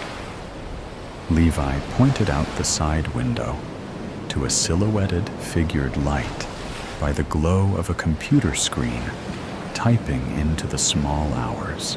Anna sucked her teeth, sniffed, pulled the lapels of her jacket, then checked her gun. Dirty bastard was probably on some chat site, pretending to be a teen girl or some other filth. You ready? And willing, Anna answered, shuffling and gently closing the door. She caught sight of her reflection, frazzled and blood-specked, and an idea fizzled into being. She grabbed her arm, dragged her leg, and hobbled towards the downstairs window. It didn't take long for him to spot her. Taking off his glasses, he twitched the curtains. "Mister, please," she whimpered. "I went off the road, round the corner. I need..." Holding up a hand, he dashed from the room. A porch light sparked to life, and the front door opened. "You okay, lady? What the hell?" He spun, roaring, as the bullet tore through his shoulder. He tried dragging himself back across the perfectly manicured lawn, but it was useless. The hammer fell. Back of the head, he jerked, spasmed, fell still. It was done. She smiled, running back to the car. She could already feel Jimmy in her arms. Her sweet, innocent little Jimmy. The macabre cabaret garnered no interest this time around, and she stared straight at Boss Man when the canvas bag was removed. "My boy," she said, not a request, placing the revolver on the table before her. He smiled, swirled a glass of red wine, drank, then nodded to no one in particular. Eternity stretched out before her, biting her lip, fingers drumming the scarred tabletop. She couldn't quite believe it. She'd finally found him. Two great bulking necklace forms lumbered from the shadows, a metal box held between them. It thudded onto the table before her. Boss Man grinned, tapping its top. Giggles simmered behind her as she lifted the lid with trembling hands. Tears exploded, lip quivering, shoulders shaking. There was no mistaking it. Those cheekbones, large, hollow eyes, even the skin dried and rippled as it was. She touched his forehead, sweeping away a dirty blonde fringe, and kissed him. She pulled his cracking and snapping corpse into her arms, his jaw swinging open in one last horrific scream. Falling to her knees, she pressed him close to her chest, where he belonged. Why didn't you tell me?" she spluttered between sobs. "I said you'd see him again. Here you go." Laughter rose like hyenas on the hunt. the unwashed bodies pressing coffin close around her. "It's okay, honey," she whispered to her son, rocking back and forth. "I got the bastards. I got them. 2 of them. Anyway," Boss Man sneered. "What?" I said there were accomplices. I didn't say all 3 were. You humans are so eager to jump to your worst instincts. Oh dear God. Oh God. He can't help you, Anna. We have a long-standing arrangement. He finished the wine with a lip smack. "Why are you doing this to me? You're monsters, all of you." Boss Man leaned forward. "Didn't I say I've a soft spot for the innocent? Poor Jimmy suffered because of you. You're the monster who left her 6-year-old son alone in the park whilst you scored some smack," she wailed. "I'm clean now. It seemed pointless to try to explain. It wasn't going to bring him back. "What the fuck are you?" she roared. "You know already. You've always known. And now you're mine, forevermore." To a cacophony of laughter, she lowered Jimmy's remains back into the metal box, slowly closed the squeaking hinge, said goodbye, and gave up. Her finger wrapped around the trigger, the barrel cold beneath her chin. Perhaps in death she could be a better kind of mother. "See you soon, son." The courthouse. Almost 8:30 a.m. It was just before court would begin when his dead client, Mr. Black, showed up to talk. Benny knew the consequences for being late, so was short with him. "Why are you here now?" He spoke in a hushed tone to the apparition in front of him, glancing around as the Alameda County courtroom began to fill up. It would ruin his reputation as the best public defender in the county if people thought he spoke to ghosts. Mr. Black's gray suit, the one he used to always wear, appeared now to fit him well. His cuffs were no longer frayed, the holes gone. Benny tasted the bitter shame of his failure with Mr. Black's case as his stomach knotted. "You owe me more." Mr. Black's voice was flat and emotionless, so different from his last day in this courtroom, when the coughs racked his body, his handkerchief filled with blood. Benny's elbows pressed into the table. The air in the courtroom hung thick and stale. His thin fingers nudged the yellow pad, straightening it imperceptibly. He moved his 2 pens, one black and one red, so that they were even to the pad. "I paid my debt," Benny whispered. "With the last one." Mr. Black's anger roared like a fire, heating up the air around Benny like a blast furnace. The other, past inhabitants of this room, raged, their hate overwhelming him, even with so many clients. Benny prided himself that he cared about everyone, those he had saved from jail time, and those who were put away.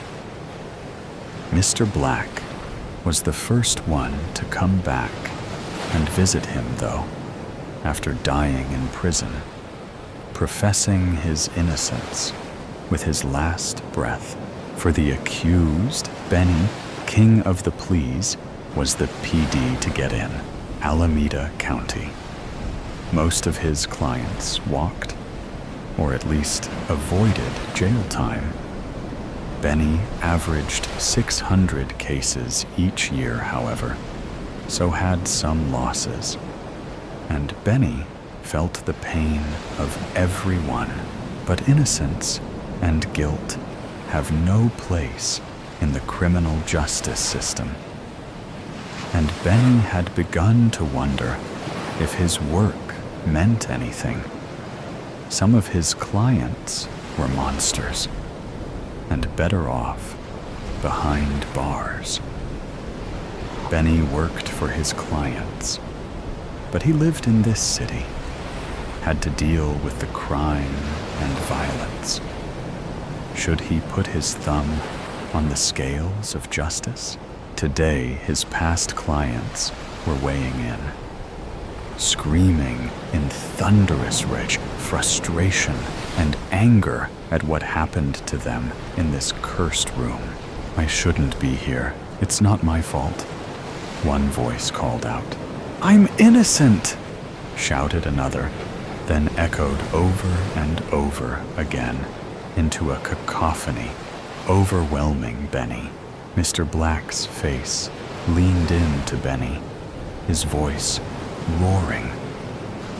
"Pay up, or else." Bang, bang, bang. A gavel thundered, echoing off the wood walls around him. Mr. Black left, fading into the crowd, and taking the voices with him. Benny released his breath, trying to focus on where he was and why. "The court is called to order," the judge called out. A pale, gray man with red and piercing eyes. His head floated above his black cloak. Benny blinked, looking around as the colors of the room came into focus. A man in an ill-fitting suit slumped next to him, eyes downcast. Fear vibrated in waves off the man. The fingers of his left hand pick at the nails of his right, over and over. The scraping sound like claws on steel bars. He leaned over to Benny. "Mr. Benny, we're going to be okay, right? You're going to save me. I mean, we have the receipt. It proves I wasn't there for the rape. They can't put this one on me." Benny nodded, but didn't turn. The man's high-pitched voice whined like a broken motor, his breath hot. Benny suddenly hated him, loathed him for being here and needing Benny's help. His life depended on Benny doing his job correctly. Did this man even deserve it? Benny peered toward him, just a glance out of the corner of his eye. Lean as a mop handle, he could not keep still, shoulders moving, fingers picking at imaginary flecks on his borrowed suit and the skin of his hands. Benny's lip curled in disgust. He opened the file, the case notes in perfect order, the receipt on top, stamped with proof of this man's location across town at the time of the sexual assault. The man's arm crossed in front of Benny, his skin red and mottled with sores. He pushed the receipt with a scarred finger. "My Monopoly card. Get out of jail free." He laughed. "I need to keep that. There are a few other girls they don't know about yet." The man winked. Benny brushed his fingers on the receipt. Manicured fingernails pale over his dark skin, smoothing the wrinkled paper. A loud rushing sound filled Benny's head. They called to him. His clients who had been in the wrong place at the wrong time, whose lives he could not save due to a lack of this kind of solid alibi. He heard them screaming, shouting at the unfairness, the inhumanity. At the district attorney's table across from him, a tall, thin woman stared with shrewd, cold eyes. She turned away to put her head down into a stack of files. Voices cried out from her table too. People wronged and insulted in the worst way. Losing property, their self-respect, or their family, and then forced to sit in this horrible room and go home with nothing but tears and anger. Their voices were loud. Punish! Vengeance! An eye for an eye! The screams racked Benny's brain, and he shut his eyes. His hands flew to his temple, pressing in to quiet their cries. Bang, bang, bang. The gavel thundered again. Benny stood, motioning to his client to stand as well. Benny clenched his jaw and knew the answer to his dilemma. Forget what was best for the client or society. Benny needed to look out for himself. This man will be sacrificed to Mr. Black to appease him and the demons chasing Benny. This man was guilty, of course. Maybe not for this crime, but for another, Benny was certain. Benny will change places, go from the defender to the accuser, from the protector to the judge.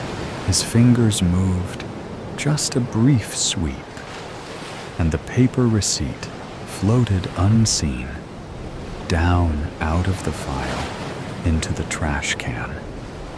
Gone. The trial moved fast. A police officer, serious and trustworthy in his pressed blue uniform, pointed at the man next to Benny. That's the guy. Whispers erupted from the courtroom.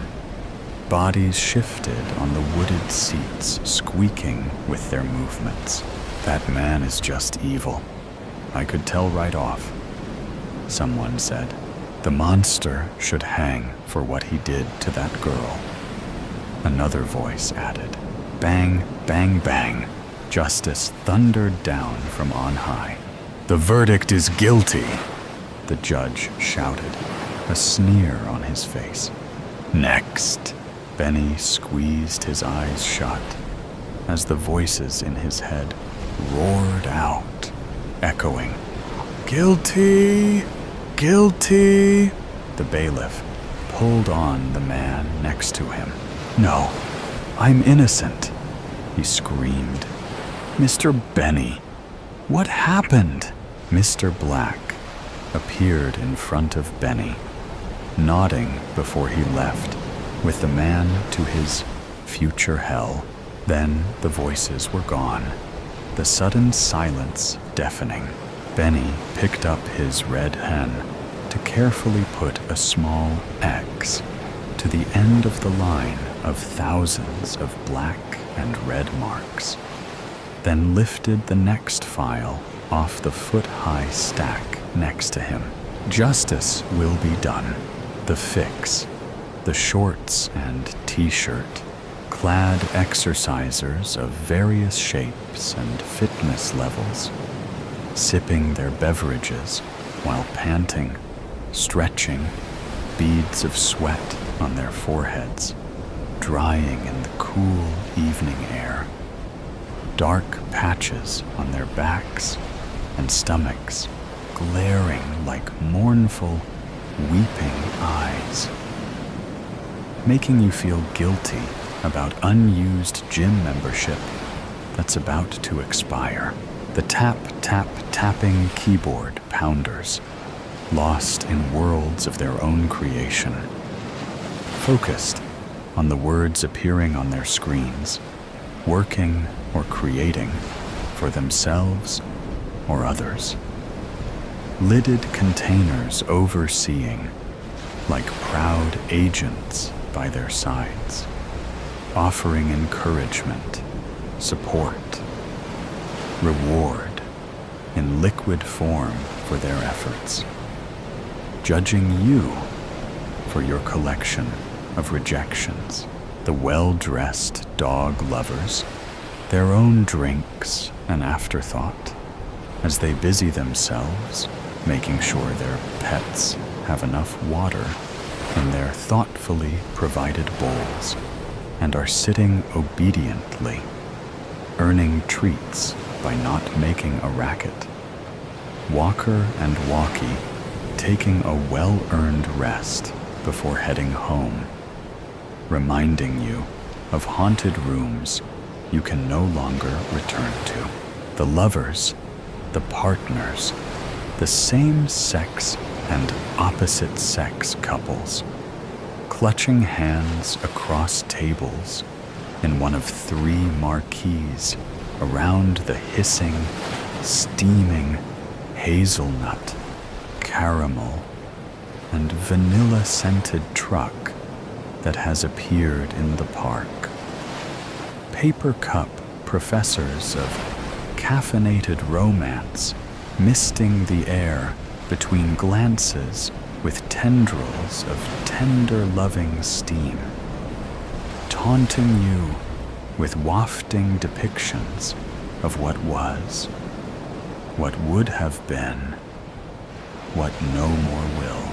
The sights, the scents, the sounds of people alive, happy in this moment with their others or in their own skin, following their still unbeaten paths, writing the lyrics of their songs, being, doing, loving with some kind of purpose, forcing a lump to lodge in your throat when you question yours. A purpose you no longer have, and perhaps never did. The something you did have, the someone who you loved and who loved you back unconditionally despite your flaws and transgressions. The someone who gave you reasons to get up, to self-motivate, who inspired you to be better, to try hard. Reasons that no longer exist. The shame, the warmth in your hand, in the quickly cooling air as you accept what the man in the truck hands you.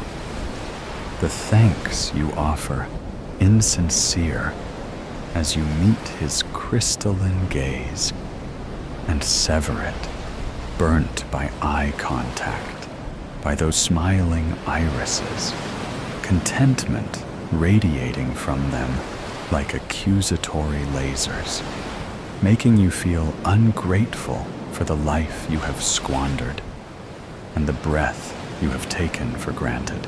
The glitch-like, stuttering awkwardness with which you turn from that man in the pristine white apron and peculiar cocked red beret, refusing the lid and the napkins, head hung low as you seek out the most isolated table in the most empty marquee, ignoring all others as you move towards it.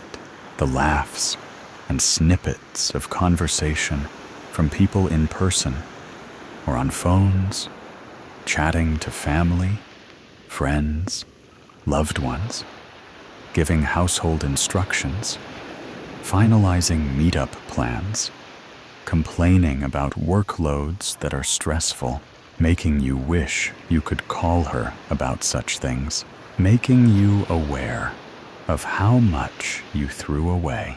The jerk of the head when you accidentally meet a woman's eyes, the ignoring of her friendly nod and greeting, the severe swerve in another direction, to slink into a seat in a lonely corner, the escape, the length of gauze wrapped around your knuckles, successfully preventing color seeping through, the clean vinyl tablecloth on the rickety picnic table, the coarse wooden bench tucked beneath, the absence of someone taking a seat beside you with their soy milk, gluten-free latte, and blueberry muffin, the swaying attendee dressed like the vendor in beret and apron, but beyond that clad in denim, head to toe, feet strapped into hobnail boots, meandering from table to table, marquee to marquee, like the needle in a broken compass that can't find north. Cloth in one hand, multi-purpose cleaning spray in the other, squirting, wiping, cleaning in no rush, smiling to no one. He ambles, a grateful glint in his green eyes, the smooth, milky liquid in your mouth as you lift your uninjured hand and tilt your head back. The difficulty swallowing the lump, the warmth flowing into your chest, melting the frozen surface of your cracked, glacial heart, the guilt, the thought of the note in one jacket pocket, the words for your mother, the apology, the weight of the newly purchased box cutter in the other, the shameful plan, this unexpected stop on the way to execute it, the coffee truck and setup that wasn't there that morning or ever before, when things were normal, the same, when you tried and made an effort to be strong, when you were wanted by someone better than you, though you had little to offer, the rising, silvery disk squinting behind jostling clouds, the quieting day, the fading light, the blinding, screaming, retching recollections of champagne and cake and celebration for a writer's work selected for publication, the realization of a long-held dream, the receipt of long-awaited recognition, the saccharine sweet story of success, but hers, not yours, the act, the other attendees, oozing out of the truck, also in aprons and berets, with eyes that stir and probe, smiling as they enter the marquees,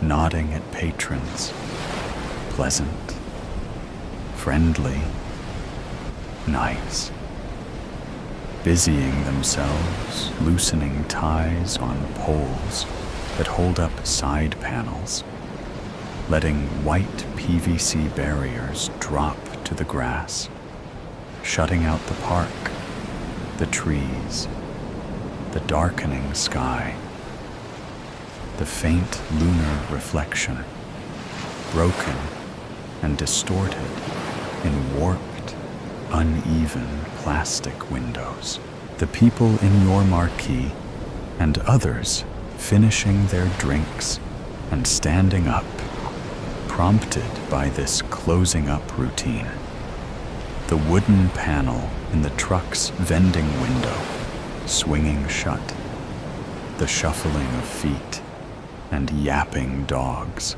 the froth and bubbles in the golden brown liquid in your hand, spinning as you swirl it round and round. The lowering level of the fluid as you lift, tilt, gulp, watching it diminish like time. The last marquee, side panel, dropping, trapping you inside like another prison, beyond the ones of meat and bone and thought. Your cellmates making for the loose, hanging flap that is an out. The man reading the newspaper, the woman nursing the baby, the teenager scrolling on phone, standing up and striding from their tables, taking up position by the door, the sudden screams from unseen marquees on either side, making you jump, spill your last precious ounces, knock the bench to the ground as you marionette up the utterances of shock and surprise, the disbelief and confusion, the discarded newspaper, the babyless bundle of dropped towels, the dark screen phone cast aside, the side panels rising as berated, aproned attendees duck under and in,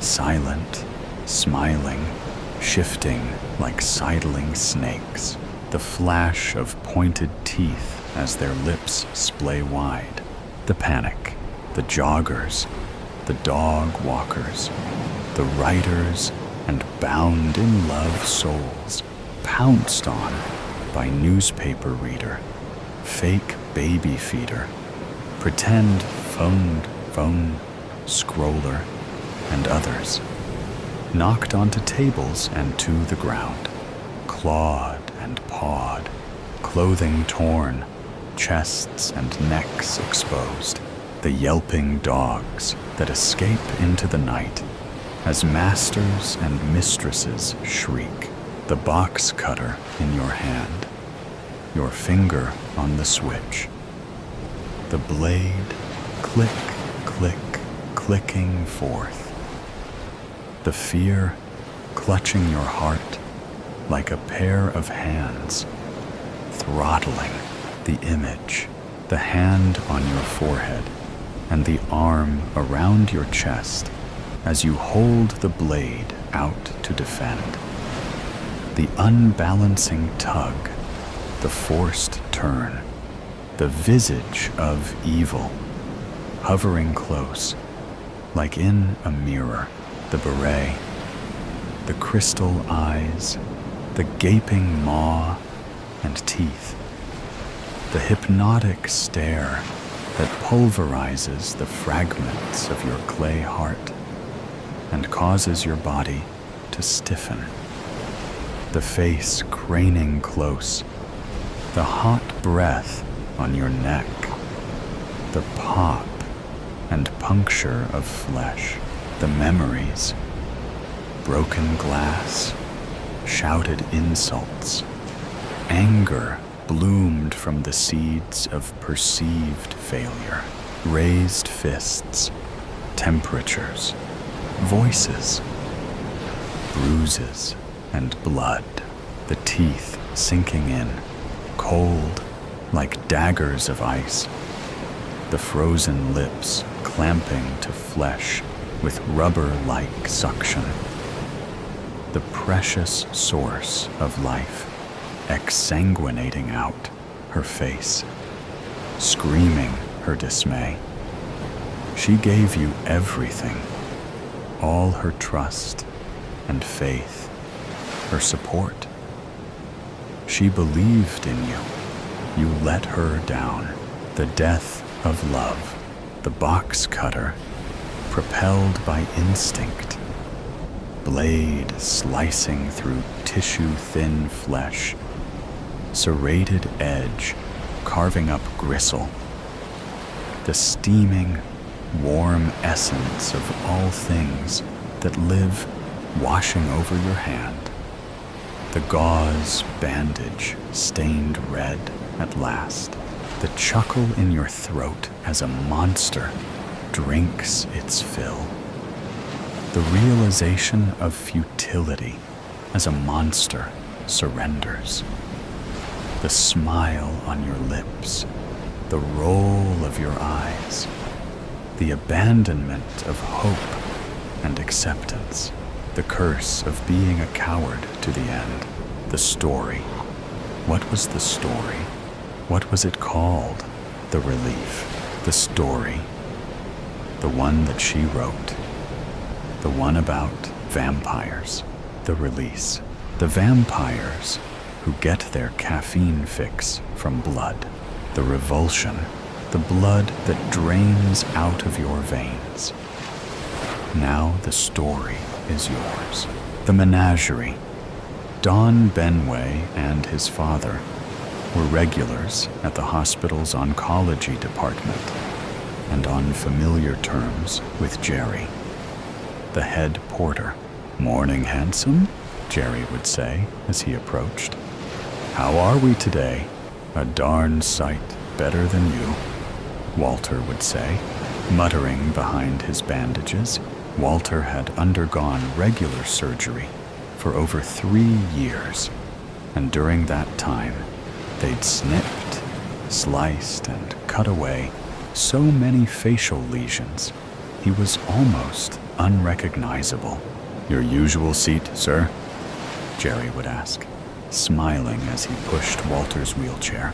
Do I have a choice in the matter? The plastic surgeons couldn't keep pace with Walter's disfigurement, and, as a result, he'd retreated from life and deteriorated both physically or mentally. Don was 9 years old back in 1977 when his family moved to the house that became their long-term family home. The Benway family attended a viewing the week before they moved in. It was the first time Don had visited the house and met Mr. and Mrs. Jolly. The couple had lived there most of their adult lives and cherished their old place.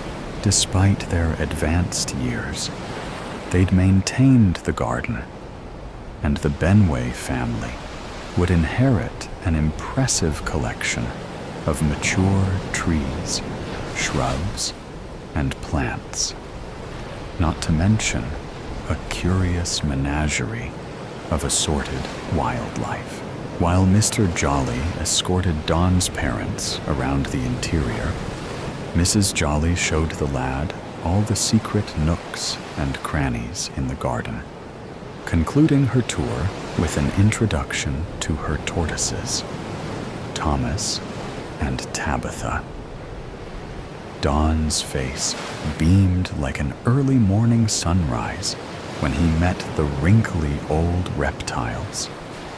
Their cold, scaly flesh and severe faces were both characterful and hideous at the same time.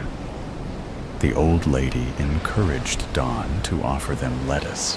His hand trembled as he offered the crisp leaves, and he laughed out loud when they recoiled into their gnarled shells. "Oh no, what did I do?" "Don't worry, they'll get used to you." "Are you leaving them here?" "It's their home," she said, "and they'll bring good luck." She held Don's hand, and holding his gaze, made him promise to look after them. "I'll do my best," he said. "Let's meet the other creatures." "Yes, please," he said with twinkling eyes. Mrs. Jolly introduced Don to the other inhabitants of her garden, explaining how to care for the small aviary of chirruping canaries and the modest, ornamental pond containing a dozen lethargic goldfish. At the exchange of contracts, the conveyancing solicitor notified Don's parents questions about the deal breaker. It's yes to the menagerie, or no sale. Don's father's jaw sagged in disbelief, and he voiced his objections, saying how much he couldn't abide pets. The lawyer shrugged and made it clear he got paid either way. However, Don's mother, Anita, had fallen in love with the house and fought her corner. Mr. Benway backed down for once and agreed to sign, providing he had no responsibility for the damn beasts. So said, so done. The completion date went ahead as planned, despite Walter's issue with the caveat, and he refused to acknowledge the animals. "I can't see the point of those ugly old creatures," he said, shaking his head. "They're supposed to bring good luck," Don said. "If we look after them, but they look half dead to me," said Walter. "And they're so slow. You'll be old and creaking one day," said his wife. "Nobody would miss them if they were dumped in a hole and covered in soil." Don's mother rolled her eyeballs and sighed. She knew how to pick her battles and when to walk away from a pointless conversation. The solicitor completed the legal arrangements, and Don assumed charge of his new animal companions. Prior to marriage, Anita Benway had enjoyed the company of an excitable terrier called Dougal, who now lived with Don's maternal grandmother. "Don't you miss Dougal?" Don asked his mother one day. "Why, yes," she'd said. "But I can't look after him here, dear." "Why not?" "Your father's not keen," she'd said, sighing. Besides, Dougal's splendid company for Granny.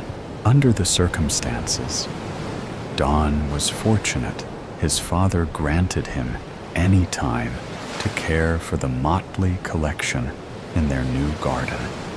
The new-found responsibility was a life-enhancing experience Don would remember forever.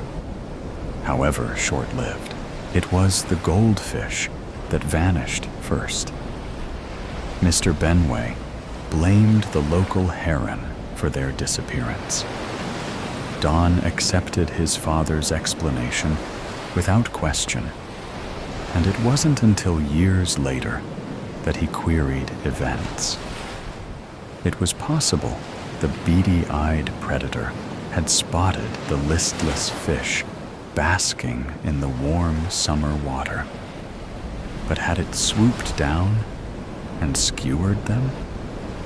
It was doubtful, because they'd covered the water with a strawberry net designed to prevent such an occurrence. There was little chance of the bird reaching beneath the mesh, unless somebody had removed it. Walter's skin complaint started with 1 or 2 minor blemishes. He couldn't stop scratching. He had dry patches on his cheekbones, forehead, and temples that irritated him. The long-term result of a casual indifference to the perils of sunburn and skin protection. Don noticed him digging at them with his fingernails while he read his newspaper, watched TV, and during mealtimes at the dining table. Walter's urge to scratch was an instinctive and almost unconscious reaction. His tiny weeping sores would bleed, scab over, dry out, and itch like mad again. The aviary remained intact for about a year, until the last of the canaries vanished. It never occurred to Don that their dwindling numbers might be associated with his father's activities in the garden. Don was diligent about shutting the wire mesh door after feeding times, and couldn't work out how it was often ajar, or why Mephistopheles, the neighbor's tabby, looked so pleased with himself, licking his moist claws as if he'd enjoyed a 3-course meal. Walter dismantled the rickety wooden structure after the last resident disappeared and burned the remains at Halloween. Dawn asked for a replacement. It wasn't an option. "You'll just have to be happy with the tortoises, son," said his father, smirking, "and make the most of them while they're alive and kicking." It was after Halloween when Dawn first noticed the tortoises had vanished. There was no obvious explanation for their disappearance. He didn't suspect the heron, and Mephistopheles was nowhere to be found. "No point in worrying," said Mr. Benway. "I'm sure they'll return to trouble us again." Dawn's mother was a brave soul, bless her, and always gave sound advice based on common sense and astute observation. Anita had warned Walter about the dangers of scratching himself years before she passed away. She told her husband he was making his complaint worse and threatened to either clip his fingernails or knit him woolen mittens to prevent irritation and subsequent infection. Walter tutted with exasperation at her remarks, despite acknowledging she was correct. But would he stop? No way. In Anita's absence, Walter persisted against her advice, and his condition deteriorated. After 15 years of itching and scratching, the affected areas of skin expanded beyond all expectation, screaming out loud for medical intervention. It's standard practice to have sun-damaged skin removed, Walter's consultant said, recommending an initial series of minor operations to remove the first malignant lumps.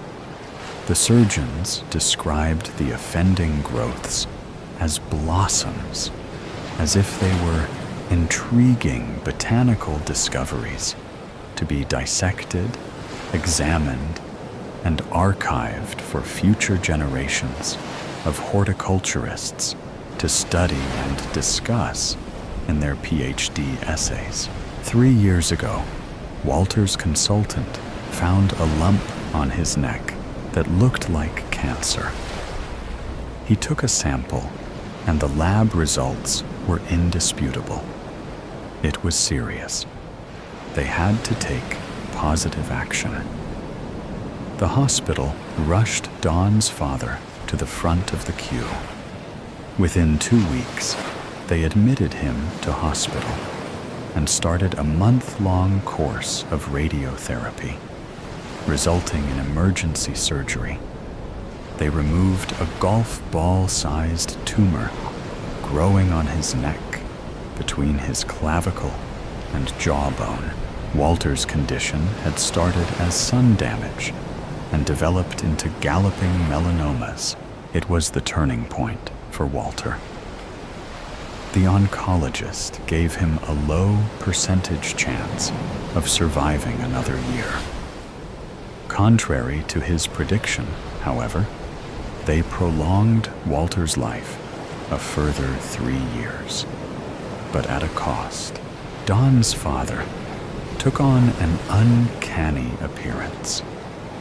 His once inquisitive and bright features disappeared after countless amounts of invasive surgery. The tip of his left ear was the first item to be snipped off. His attitude was stoic at that point. "It's you lot that have the problem," he'd said, brushing aside the issue. I don't have to look at it, and I'm not worried about losing it. Very brave, Dawn thought, until the other ear faced the same treatment. Walter was much less philosophical at that point. He often pondered on cause and effect, and cursed his years of pottering about in the sun and dodging his wife's factor 20. 2 years later, and he had both ears removed and 80% of his nose. Both nostrils were bloody gashes, above stretched and scabbed, beak like lips. Both eyes stared, unblinking, out of lidless sockets, and they'd reconstructed his forehead and eyebrows with pale and ill-matching flesh grafts. In places, the new skin flapped like an unfurled sail in the doldrums, and in other locations, it was tight like a snare drum at a state funeral. His entire head had become a work in progress, because the surgeons had struggled to keep pace with malignant outcrops. They passed him around the department for every aspiring surgeon to add to the disfigured conglomeration, rebuilding his features as if he were an ancient building in need of a facelift, bashed back into shape, and finished with a few quick licks of skin-toned emulsion. It's easy to underestimate the psychological damage inflicted. Walter's habits changed to accommodate the process of assessment, consultation, and surgical procedure. He seldom ventured out during daylight, and then, with a great coat and a raised collar, his own shell-like protection, like a reptilian secret agent, disguising himself and hiding from the world, lest he draw aghast reactions or pitiful, tight-lipped expressions of sympathy. It was painful to watch the slow transformation unfold, and heartbreaking to witness him become a wretched creature, hobbling about like the monstrous denizen of Geneva that Mary Shelley transformed into a famous fictional creation, stitched together from ill-matched body parts and second-hand components, and destined to a lonely existence, or hounded by ignorant townsfolk baying for blood. For the last year, every part of Walter's life revolved around the work required to fix him up and restore some degree of his former dignity. Given the state of his face since they started tweaking and tinkering with his facial lesions, he would have been better off employing Cecilia Gimenez to restore his looks. At least her work was consistent, as poor as it may be. In Walter's case, it looked as if they'd invited a dozen Cecilias to have a go. Don couldn't help looking at his father and thinking about the absent tortoises, their unblinking eyes, angular beaks, and scaly reptilian skin. He didn't believe in reincarnation, but Don couldn't help wondering if the missing amphibians had made their presence felt in some awful and grisly fashion.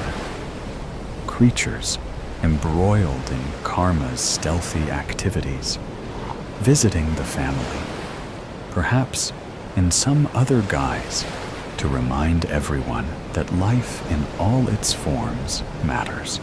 It was after Mr. Benway's recent funeral that Dawn discovered the remains of Thomas and Tabitha. He was turning over the soil to the rear of the old family home when his spade hit something hard.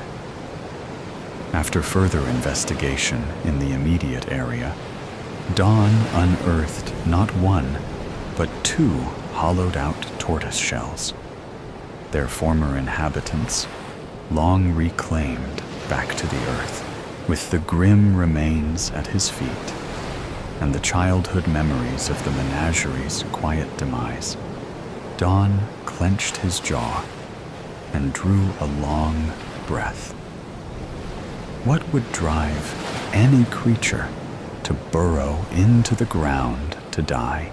A question he had long abandoned returned to haunt him. Surely it wasn't deliberate.